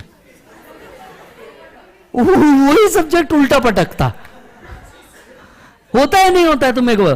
जिसमें बोला साला एग्जामिशन आएगा, वो सब्जेक्ट ने उल्टा पटका। अब अटेम्प्ट लगने के बाद क्या होता है? अटेम्प्ट लगने के बाद ना सबसे पहले आदमी जो लूज करता है ना, वो है खुद पे कॉन्फिडेंस। क्योंकि आपको ऐसा लगता है we are worth for nothing, और तुमको जब ये लगना चालू हो जाता, पूरे गांव को ये लगना चालू हो जाता, you are worth for nothing. लोग जो अब तक तुम्हें फर्स्ट अटेम्प्ट पास देख रहे थे, अब उनकी नजरों में तुम हो फेल। अब आप और गलती क्या करते हो? वापस से वही बुक उठा के पढ़ते हो। जब भी आप रिवाइज कर रहे हो, हमेशा वो चीज पहले पकड़ो जो चीज तुम्हें सबसे बेकार लग रही है। This is the right way to do the right thing. मतलब मान लो अगर तुम कॉस्टिंग में हो, कॉस्टिंग के अंदर में सबसे हद बकवास घटिया टॉपिक कौन सा है? पहला तो स्टैंडर्ड कॉस्टिंग, बराबर, उसके बाद में मार्जिनल, उसके बाद में प्रोसेस, बजट। इन घटिया टॉपिक्स को सबसे पहले उठाना। इन डीटी वैसे तो पूरा सब्जेक्ट ही गया गुजरा है पर आप देखोगे तो टीडीएस हो गया, पीजीबीपी हो गया, कैपिटल गेन हो गया। इन शॉर्ट जिससे फटती है या जो समझ ही नहीं आता उसमें पहले घुसना, बराबर है। क्योंकि ताले हमेशा वही खोले जाते हैं जिनकी चाबी नहीं हो। जिनकी चाबी होती है उन तालों के पीछे मगजमारी नहीं करनी पड़ती। तो आप जब कोई टॉपिक पढ़े, अब जैसे ओवरहेड्स पढ़ रहे हो या लेट्स से डीटी का कोई पॉइंट पढ़ रहे हो, पीजीबीपी, अब तुमको ये बहुत इजीली पता है कि तुम सेक्शन 36 तक के तो 37 तक के तो बिल्कुल परफेक्ट चलते पीजीबीपी में, याद भी हो जाता, सब सही है। तकलीफ ही 40 की रेंज में चालू होती है। तुम्हारा पॉइंट ये होना चाहिए पहले 40 का रेंज उड़ाओ फिर इधर आओ, क्योंकि जो चीज इजी है वो तुमसे आज भी हो जाएगी और एग्जाम से 1 घंटे पहले भी हो जाएगी। पर जो चीज हार्ड है तुम उसको सबसे एंड में लेकर चल जाओगे, ये तुम्हारी सबसे बड़ी गलती है। पहले ये खत्म कर दो। तुम्हारा टारगेट क्या होना चाहिए? 28 फरवरी तक के तुम्हारा टारगेट होना चाहिए कि तुम्हारा एटलीस्ट डीटी वाला पार्ट खत्म हो चुका होगा, जो शायद हो भी जाएगा। तुम्हारा डीटी वाला पार्ट खुद से पढ़ के हुआ हो, जीएसटी का एटलीस्ट 70% तक कंप्लीट हो। कॉस्टिंग के अंदर में तुम्हारा marginal, standard, budgetary, process costing, material, labour तक का पार्ट कंप्लीट हो, क्योंकि इसमें मेजर पोर्शन कवर हो जाता। अकाउंट्स के अंदर में तुम्हारा investment, insurance, amalgamation, financial statement, cash flow if any, ये कंप्लीट हो जाए। आपको टारगेट लेकर के चलना पड़ेगा by any hook and crook 10 मार्च तक तुम्हारा एटलीस्ट ग्रुप 1 कंप्लीट हो ही जाना चाहिए। तो सोचना मैं अटेम्प्ट के लिए भागना है, क्योंकि तुम 10 मार्च या फॉर दैट मैटर 15 मार्च तक के भी लेके चलो, हद पार 18 मार्च तक तुम्हारा ग्रुप 1 कंप्लीट हुआ, एंड जो नवंबर दे रहा है मैक्स बाय जुलाई तुम्हारा ये क्या हो जाना चाहिए? कंप्लीट हो जाना चाहिए। तो तुम सही ढंग से में वर्क कर पाओगे, क्योंकि एक बार तुम्हारा पढ़ के हुआ तो अगला 1 महीना तुमको लगेगा आरटीपी करना है, एमटीपी करना है, टेस्ट पेपर्स देने हैं। अभी मैं बताऊं हो क्या रहा है, मैंने टेस्ट पेपर दे दिए, आप में से बहुत कम लोग रहेंगे जो एक्चुअली उसको सॉल्व करेंगे, लेंगे, सेव करेंगे, और वो वैसे ही फाइल्स में चला जाएगा जैसे आप फोटो खींचते हो। क्लास के टाइम पे बहुत फोटो खींची थी ना, कॉन्सेप्ट की टीचर पढ़ा रहा था, फोटो खींच लो बाद में देख लेंगे। कितनी फोटो रिविजिट हुई? गलती है नहीं है? तुम सेंसिबली बताओ। है। First accept this. ये गलतियों को सुधारो। इसीलिए टीडीएस पढ़ाते वक्त ना आपका एक्सपेक्टेशन होगा मैं आपको 192 पे लेके जाऊंगा। मैंने एक्सपेक्टेशन के रिवर्स वर्क किया। मैंने उन सेक्शंस पे पहले वर्क किया जहां मेरे को मालूम है तुम पढ़ने ही नहीं वाले।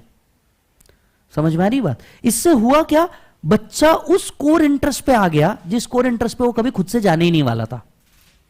समझ में आ रही बात? एंड दैट्स हाउ, अगर आप देखोगे ना, मैं रेगुलर बैच पढ़ाएगा, मैं बेसिक 192 से चालू करेगा, क्योंकि वहां सच में बच्चे को पता नहीं है, तो उसको इस तरह से ही लेके जाना पड़ता है। आप लोगों को पता है, ये बेसिक गलती आप मत करो। आप लोगों को सेक्शन बाद में भी पढ़ाए तो चलेगा, बट वो सेक्शन पहले पढ़ना पड़ेगा जिसका आइडिया है। There is a basic difference between regular as well as fast track. समझ आ रही है बात? क्योंकि वहां पे 0 से जाना जरूरी है। आप पहली बार वो चीज पढ़ रहे हैं, लेकिन जब आप रिवाइज करते हैं, अटेम्प्ट लग जाता है, तो उन चीजों पे जाओ जहां पे सबसे पहले क्या है, फटती है, तो आप वर्क कर पाओगे, नहीं तो नहीं। यस और नो? चलिए आइए नेक्स्ट पॉइंट पे चलते हैं। Sir TCS, everybody please come to TCS, page number 13, page number 13, इधर आइए। मैंने बेसिक्स ऑफ टीडीएस पूरा खत्म कर दिया, अब मैं टीसीएस पे एंटर कर गया। टीसीएस कौन किससे कलेक्ट करता है? अंडरस्टैंड कीजिए एक बात को, टीसीएस सेलर कलेक्ट करता है बायर से। So the seller collected from buyer, seller collected from buyer. Seller में कौन कौन आता है? Central government, state government, local authority. Central government, state government, local authority ये सेलर है, मतलब सेंट्रल गवर्नमेंट भी टीसीएस कलेक्ट करेगा, स्टेट गवर्नमेंट भी टीसीएस कलेक्ट करेगा। Company, firm, LLP, only those individuals who are liable to tax audits, only those individuals who are liable to tax audit, मतलब other individuals TCS collect कर सकते नहीं, right. Only those individual who are liable to tax audit. किससे collect करेंगे? Buyer से। Buyer मतलब every person other than public sector company, government और clubs. अगर बायर गवर्नमेंट है तो टीसीएस कलेक्ट नहीं होगा, मेक सेंस। गवर्नमेंट से कलेक्ट करके किसको डिपॉजिट करोगे? गवर्नमेंट को, है ना। सो अगर बायर ही गवर्नमेंट है तो टीसीएस नहीं करना है। Buyer in retail sale, retail sale जब कर रहे हैं तब नहीं होता है, मतलब फाइनल कंज्यूमर पे टीसीएस नहीं आएगा, फाइनल कंज्यूमर पे टीसीएस आता नहीं। यस, क्योंकि वो काय में इंक्लूड नहीं होता है? Buyer, right. चलिए, कब डिपॉजिट करना है? On the last day of the month in which collection is made. कौन से फॉर्म में? 27 EQ, और उसके आगे उसके डेट्स दिए, 15 जुलाई, 15 सितंबर, 15 जनवरी एंड 30 अप्रैल। इस पे आपको क्वेश्चन नहीं पूछता, यहां से क्वेश्चन चालू होते हैं। कौन सी चीज में टीसीएस का रेट क्या है? Alcoholic liquor for human consumption, yes,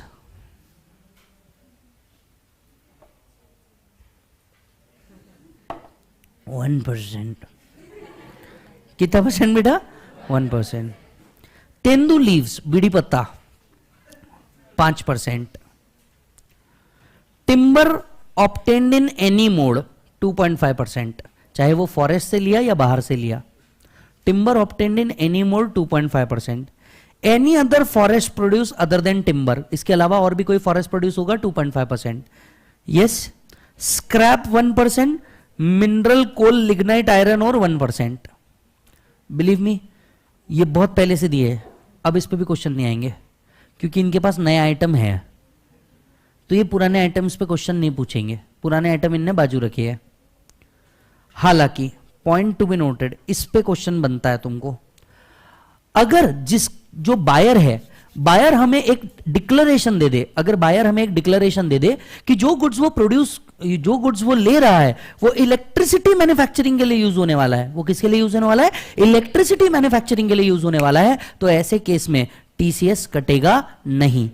So no TCS if the declaration and prescribed form to effect that goods are to be utilized for the purpose of manufacturing, production of any article or thing or for generation of power। तो अगर ये manufacturing के लिए use होने वाला है या production of any article और थिंग के लिए यूज होने वाला है, जनरेशन ऑफ पावर के लिए यूज होने वाला है, TCS लगता नहीं। समझ में आई बात? कौन से गुड्स? Above goods. कौन से गुड्स? Above goods. जैसे कि लिकर यूज होता है दवाई के मैन्युफैक्चरिंग के लिए, अरे यस और नो? यस। सैनिटाइजर्स या बच की मटेरियल्स के लिए भी यूज होता है। इसी के लिए कि आपको पता होगा कोरोना में जोक भी चले थे, भैया सैनिटाइजर से अच्छा है ना बुड्ढा बाबा ले लो। जिसको बुड्ढा बाबा नहीं समझा कोई बात नहीं बेटा, पोगो। यस। दूसरा, पार्किंग लॉट्स 2%। आप सवाल पूछेंगे सर पार्किंग लॉट में तो हमने कभी टीसीएस पे नहीं किया। मैंने क्या कहा? अल्टीमेट कंज्यूमर पे है ही नहीं। फिर ये पार्किंग लॉट कौन सा होता है? म्युनिसिपल अथॉरिटीज क्या करती है? किसी एरिया का पार्किंग लॉट अलॉट करती है। जैसे आप एफसी रोड पे जाके गाड़ी लगाएंगे, कोई एक आदमी आएगा चिट्ठी देगा, तो उसने वहां के राइट्स खरीदे हैं, राइट। म्युनिसिपल अथॉरिटी क्या सेलर में कवर होगी? Yes, local authority. तो म्युनिसिपल अथॉरिटी जब ये पार्किंग लॉट्स के राइट देती रहती, वो टीसीएस कलेक्ट करती। तो you don't bear the TCS, he bears the TCS जो राइट्स खरीद रहा है। दूसरा, टोल प्लाजा। सर हम तो टोल पे टोल टैक्स देते हैं। मैं आपकी बात कर ही नहीं रहा, जिसने उस रोड पे टोल प्लाजा लगाया है द कंपनी, वो टीसीएस भरती है। माइनिंग एंड क्वेरिंग राइट्स, जो माइनिंग एंड क्वेरिंग राइट्स ले रहा है वो टीसीएस देगा। अब जैसे रिसेंटली जम्मू कश्मीर के अंदर में क्या मिला? लिथियम। अब इसको एक्सट्रैक्ट करने के लिए कोई ना कोई कंपनी से बिडिंग आएगा। आपको तो पता ही है किससे आएगा, बराबर है? आपको तो पता ही है किससे आएगा। जब वो कंपनी जब वो कंपनी जम्मू कश्मीर के अंदर में जाएगी, गवर्नमेंट उनसे क्या कलेक्ट करेगी? TCS eight the rate of 2%। So toll, parking lots and mining quarrying कितना परसेंट आएगा बेटा? 2%। बिलीव मी इस पे भी क्वेश्चन नहीं आता, ये भी ओल्ड हो गया। यहां से सब इंपॉर्टेंट, 1F 1G 1H तीनों इंपॉर्टेंट क्वेश्चन इसी पे आएगा। हां जी, सबसे पहले कार या अलग शब्दों में मोटर व्हीकल। आप कोई भी मोटर व्हीकल परचेज करें, नॉट जस्ट कार, आप कोई भी मोटर व्हीकल परचेज कर रहे हैं जिसका वैल्यू 10 लाख रुपीज से एक्सीड कर रहा है, जिसका वैल्यू 10 लाख रुपीज से एक्सीड कर रहा है, वो 1% टीसीएस लगाएंगे। सपोज मैं देखने गया टोयोटा हाई क्रॉस जिसका वैल्यू था 15 लाख, जिसका वैल्यू क्या था 15 लाख, इस पे वो ऐड कर देगा 1% का टीसीएस। इस पे वो क्या ऐड कर देगा 1% का टीसीएस। सो 15 लाख का 1%, हाँ जी कितना, वो टीसीएस ऐड कर देगा। मतलब apart from the value of that vehicle वो 1% का टीसीएस भी आपसे कलेक्ट करेगा। सर क्या टीसीएस का क्रेडिट मिलता है? जिस तरीके से टीडीएस का क्रेडिट मिलता है वैसा टीसीएस का क्रेडिट मिलता है। सर तो गवर्नमेंट को क्या फायदा हुआ इस चीज से? पता तो चले कितने लोग गाड़ी ले रहे हैं। बजट में बताना पड़ता है ना भैया, लोगों की ग्रोथ भी हो रही, नहीं तो अपोजिशन वाले तो यही बोल बोल के मार देंगे कि सब अनएम्प्लॉयड है, अनएम्प्लॉयड है, अनएम्प्लॉयड है। ये सुनो, बताना भी तो पड़ेगा। अगर सब अनएम्प्लॉयड है तो इतनी गाड़ियां कहां से बिक रही है? दूसरी बात, जो गाड़ी ले रहा है मतलब पैसा कहीं से तो आ रहा है, इनकम टैक्स। तो ये उस तरीके से मदद करता है डिपार्टमेंट की। तो अगर आप कोई मोटर व्हीकल ले रहे हैं, क्या ले रहे हैं बोलो जल्दी से? मोटर व्हीकल जिसकी वैल्यू कितने से ऊपर जा रही है? 10 लाख रुपीज से ऊपर जा रही है। अच्छा, अब मतलब एक प्रश्न आला है इचारू का, जरूरी है कि ये व्हीकल लग्जरी व्हीकल होना चाहिए? नहीं। तो मान लो आज आप एक ईवी ले रहे हो जिसका वैल्यू है 10, मान लो अपने दर्शन सर ने टियागो ली, टियागो, टाटा टियागो। तो मान लो दर्शन सर ने ब्लू कलर की टाटा टियागो ली जिसका वैल्यू है 12 लाख। बताइए क्या इस पे टीसीएस होगा? बिल्कुल होगा। कितने परसेंट बेटा? विषय खत्म। तो जरूरी नहीं है वो व्हीकल लग्जरी व्हीकल होना चाहिए। The moment motor vehicle exceed 10 lakh TCS is applicable. ओ या नेक्स्ट, रेमिटेंस। आय हाय हाय हाय, May 22 में इस पे क्वेश्चन था। नवंबर से पहले वाला में, उसमें इसकी वह क्वेश्चन था। May 22 में रेमिटेंस। ध्यान से सुनिए, अगर आपने क्या किया, आउट ऑफ इंडिया रेमिट किया under the liberal remittance scheme of RBI. Now what is this liberal remittance scheme? RBI ने कुछ अमाउंट परमिट की है कि आप आउट ऑफ इंडिया रेमिट कर सकते हो, आप आउट ऑफ इंडिया रेमिट कर सकते हो, कुछ परमिट किया हुआ है, बराबर है। आप अगर मान लीजिए ये रेमिट करते हैं beyond ₹7 lakh, so the amount exceeding 7 lakh will be subject to TCS. Yes और नो? अच्छा जी, हालांकि मेरी बात ध्यान से सुनिए, हालांकि मेरी बात ध्यान से सुनिए, N authorised dealer who receives an amount, an authorized dealer who receives an amount, just a moment,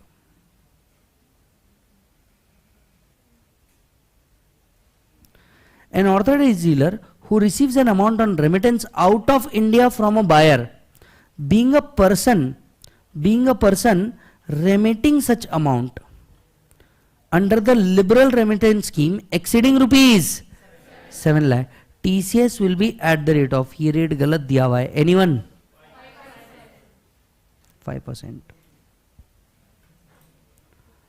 TCS will be at the rate of 5%।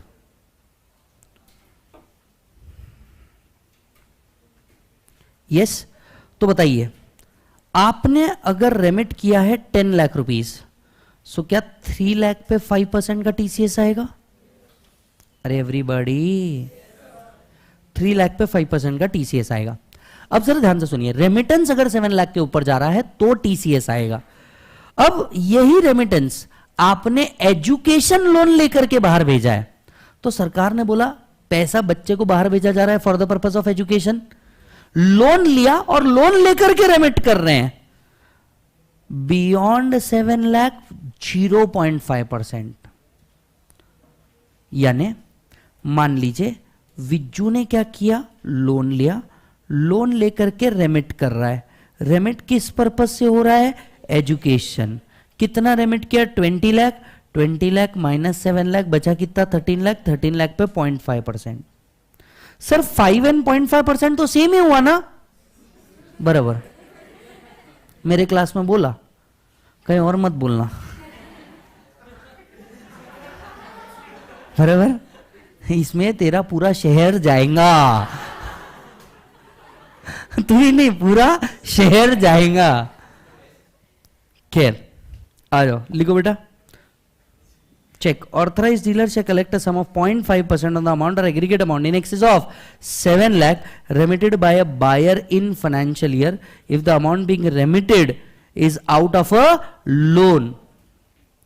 अच्छा जी, इसके अलावा ओवरसीज टूर पैकेज, इसी क्लॉज में एक और चीज है। इस क्लॉज में दो चीज है, एक है फॉरेन रेमिटेंस, दूसरा है टूर पैकेजेस। फॉरेन रेमिटेंस में दो पार्ट, फॉरेन रेमिटेंस में दो part, general remittance exceeding 7 lakh 5%, remittance out of a loan for education purpose beyond 7 lakh 0.5%। इसके अलावा एक और क्लॉज है यहां पे, दूसरा क्लॉज है ओवरसीज टूर पैकेज। ओवरसीज मतलब इंडिया के बाहर, पाकिस्तान गया क्लॉज एप्लीकेबल, नेपाल गया क्लॉज एप्लीकेबल, ये सब इंडिया के बाहर है, ठीक है। ये सुनो नहीं, क्योंकि ये सवाल आते हैं हमको, इसलिए पूछ रहा हूं। अब सर एक और चीज, मान लीजिए ओवरसीज टूर पैकेज लिया, अगर ओवरसीज टूर पैकेज लिया straight away 5% TCS on any amount, on any amount. Many students confuse होते हैं कि क्या इस पे 7 लाख का लिमिट है। भाई जी इस पे 7 लाख का लिमिट नहीं है।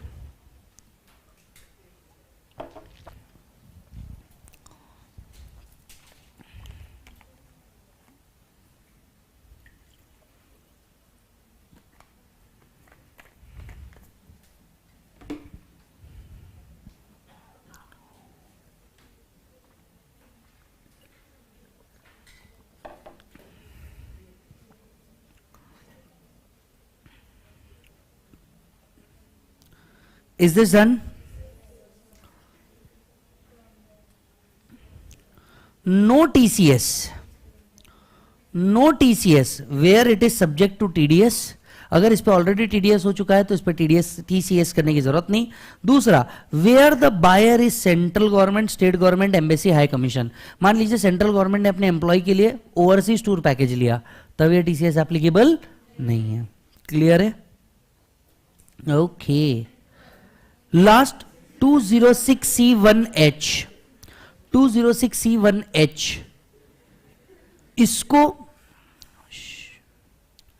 इसको 2 मिनट के लिए पेंडिंग रखिए। पहले रजिस्टर में आइए, कुछ लिखने वाला पार्ट कर लीजिए। TCS, seller collect from buyer, buyer does not include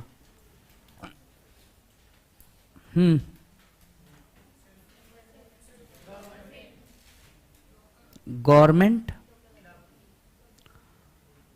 club,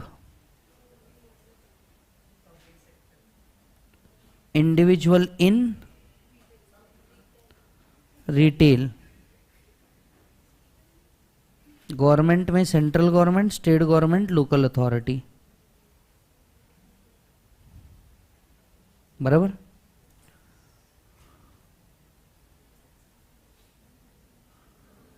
to 206C1,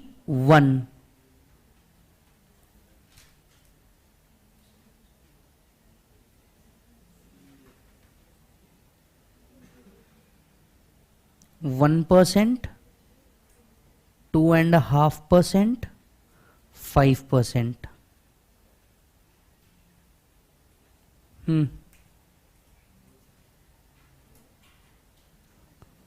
1% scrap, mineral, alcohol. 2.5% timber,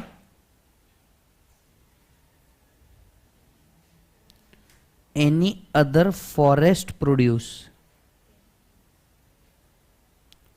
5% tendu leave,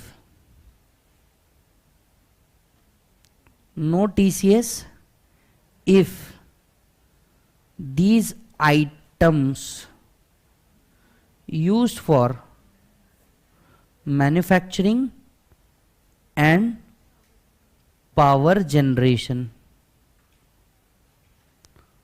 206C,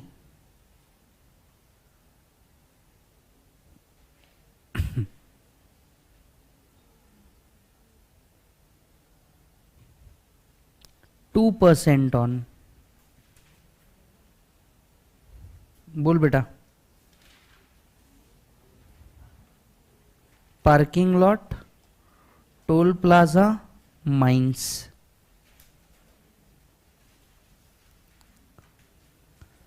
to 206C1 F, if value of motor vehicle exceed 10 lakhs, TCS अड़दड़ of, TCS अड़दड़ 1%। इससे short कुछ मिल रहा है, please वो use करना। अपना बंडा clear है, पास होने से मतलब।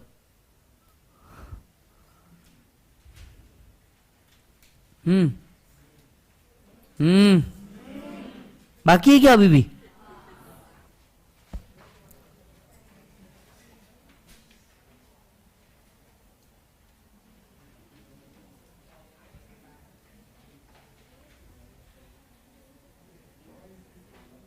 अब तो हाँ बोलो।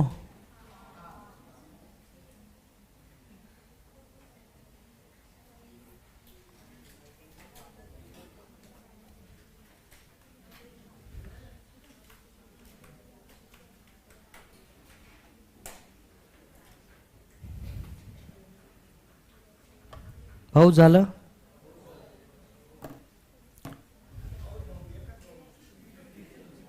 206C1G,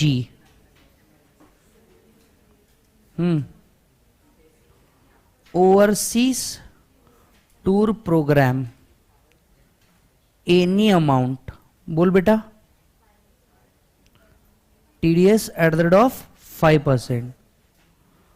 foreign remittance, general beyond 7 lakh 5%। out of loan for education purpose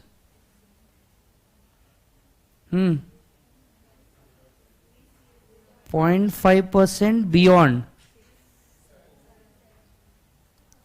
तो ये 7 लाख का लिमिट ओवरसीज टूर प्रोग्राम के लिए नहीं है।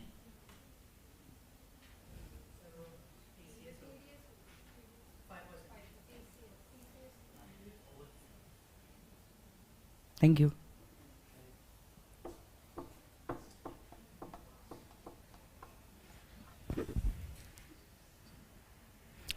हाय सर, मैं 11th में हूँ, सीए का प्रिपरेशन कर रहा हूँ। वेरी गुड बेटा, ज़रूर प्रिपेयर करो, जल्दी से फाउंडेशन में आओ। अभी हम फाउंडेशन भी पढ़ा रहे हैं। Yes, I teach economics in foundation.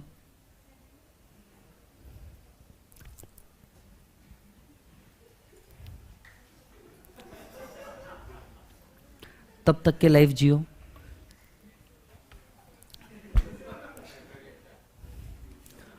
Sir MCQ session भी होगा क्या फास्ट ट्रैक में?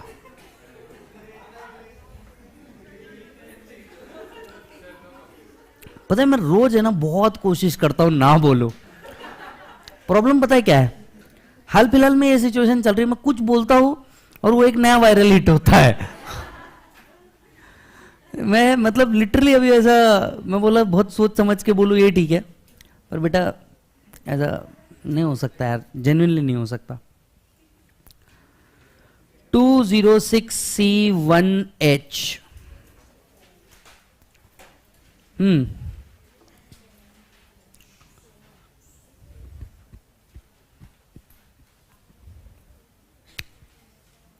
हो गया?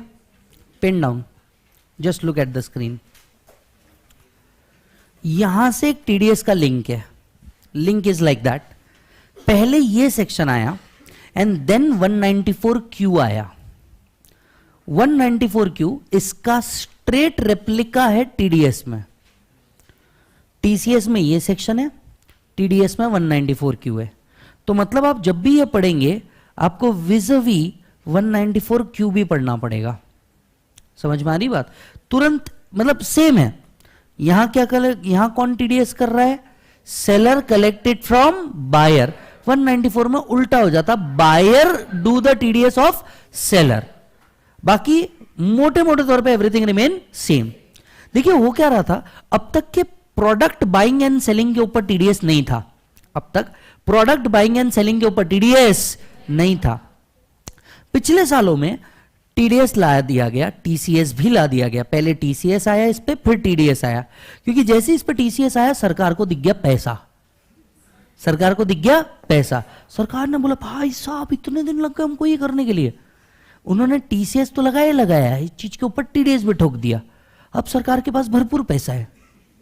समझ में आ रही बात? अच्छा जी, सर सेक्शन बोलता क्या है? सेक्शन बोलता है सेलर क्या? अगर गुड्स सेल करता है of a value exceeding, of a value exceeding, तो टीसीएस आएगा eight the rate of 0.1%।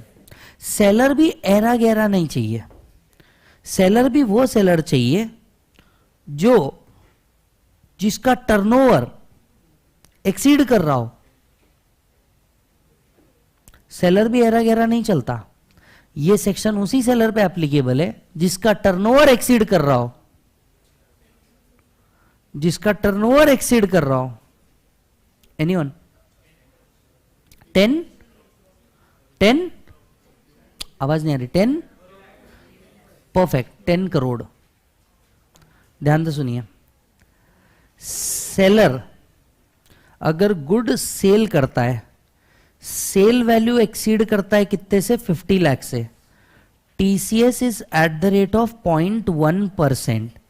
Seller मतलब वो होना चाहिए, सेलर मतलब वो होना चाहिए जिसका टर्नओवर एक्सीड कर रहा है 10 crore in previous preceding year. Previous preceding year में अगर उस सेलर का टर्नओवर 10 करोड़ से ऊपर जा रहा है तो प्रीवियस ईयर में वो जितना सेल किसका कर रहा है, 50 लाख से ऊपर कर रहा है, राइट, उसके ऊपर उसको टीसीएस करना है eight the rate of 0.1%। Yes और नो? समझ में आया? चलो वापस से सुनना, वापस से सुनना। सेलर अगर गुड्स सेल करता है, sale value of that goods, sale value of that goods, ये गुड्स की डेफिनेशन में आना चाहिए। सेल वैल्यू अगर 50 लाख से एक्सीड कर रहा है, TCS eight the rate of 0.1%। Seller भी कौन होगा? सेलर भी ऐसा सेलर होना चाहिए जिसका previous preceding year, previous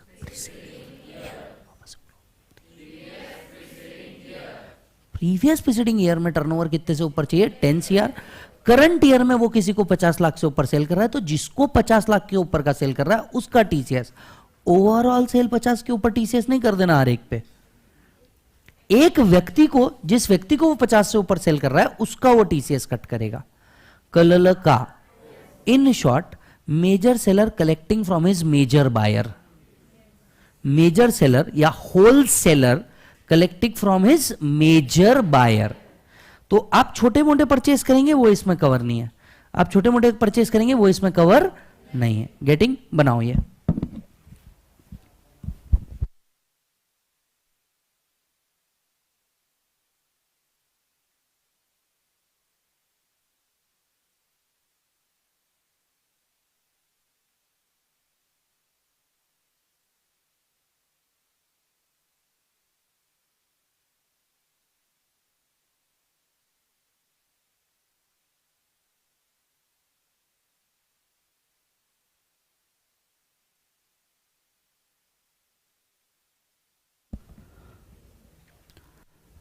done है?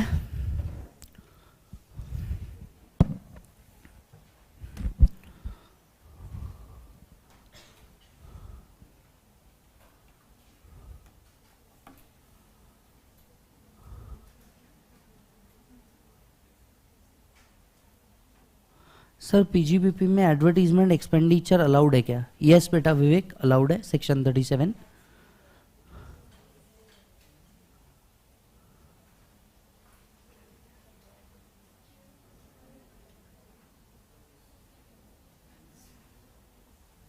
सर एक और क्वेश्चन, ये सीपीटी का एग्जाम क्या है? बेटा सीए फाउंडेशन के एग्जाम से पहले सीपीटी हुआ करता था, फाउंडेशन का नाम। Yes, is this done? Every person being a seller, seller भी ऐसा वैसा नहीं चाहिए जिसका सेल्स टर्नओवर 10 करोड़ से ऊपर है in the previous preceding year. Consideration for the value of sale of any goods, aggregate sale कितने से ऊपर होना चाहिए? 50 lakh, not just a single transaction. Single person के साथ ट्रांजैक्शन एग्रीगेट में 50 लाख से ऊपर होना चाहिए। The goods exported other than the goods exported out of India और goods covered in above sections, TCS shall be collected equal to 0.1% of the sale consideration exceeding rupees 50 lakh. Yes or no? अच्छा, अगर the buyer has not provided PAN or Aadhaar, the buyer has not provided PAN or Aadhaar, then the provision of 206cc shall be read as if word 5%, the word 1% shall be substituted. Word क्या बोल रहा है? Stop. क्या बोल रहा है वो? सुनो पहले समझो। अगर टीसीएस में मैंने पैन नहीं दिया, twice the rate in act और 5%, twice the rate in act और 5%, जिसको याद नहीं आ रहा वो तुरंत अपनी बुक पलटाए, पलटाओ पलटाओ। 206cc नाम का सेक्शन था, वो कह रहा था सामने वाले ने पैन नहीं दिया, TCS at higher rate, highest rate क्या था बेटा? 5%, लेकिन इस सेक्शन में हाईएस्ट रेट 5% की जगह 1% होगा। अब 206cc में जाओ, अब 206cc में जाओ, वहां लिखो, अब 206cc में जाओ, for TCS under section 206C1H maximum rate is 1%, not 5%।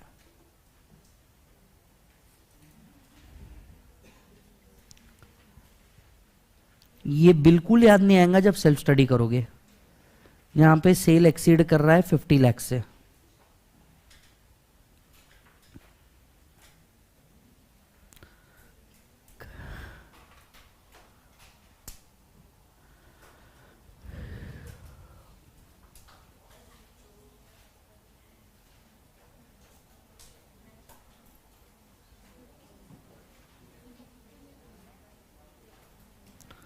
Yes भाई जी।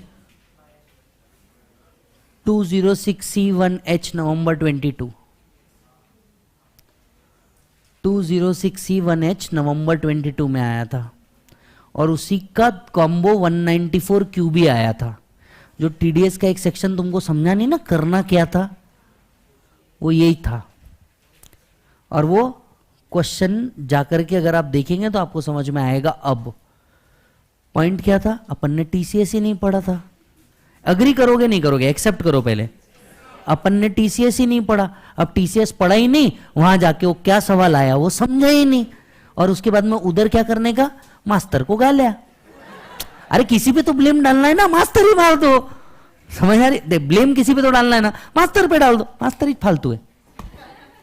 पॉइंट ये नहीं है, पॉइंट ये नहीं है। Understand, we all have done same thing. Even हम भी जब स्टूडेंट थे हम यही करते थे, ब्लेम गेम। इसको क्या बोला जाता है? Blame game.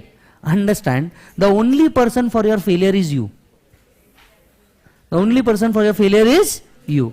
इसके अलावा कोई और पर्सन आपके फेलियर के लिए रिस्पॉन्सिबल नहीं है। कल का बहुत बढ़िया, आ जाओ बेटा। If TDS is done, TCS attract नहीं होगा। सर सुनो ना, 194Q versus 206C1H, who will win? 194Q। सुनो, खत्म नहीं हुआ है। 194O versus 206C1H। 194O क्या है? Online sales. ऑनलाइन सेल भी तो 50 के ऊपर हो सकता है ना। अब कौन जीतेगा? 194 ओ ओ सर 194 क्यू वर्सेस 194 ओ 194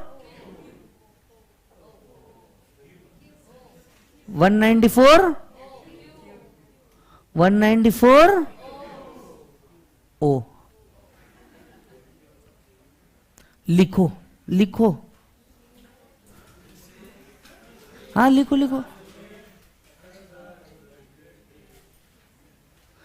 लिख ली है ना। एग्जामिनर उतने ही रंग बनाएगा पेपर में। सो अगर झगड़ा क्यू और अगर झगड़ा टीडीएस टीसीएस में है टीडीएस जीतेगा। अगर झगड़ा टीडीएस के और टीसीएस के 1H में है ओ जीतेगा। 194 क्यू वर्सेस 194 ओ है तो भी 194 ओ ही जीतेगा।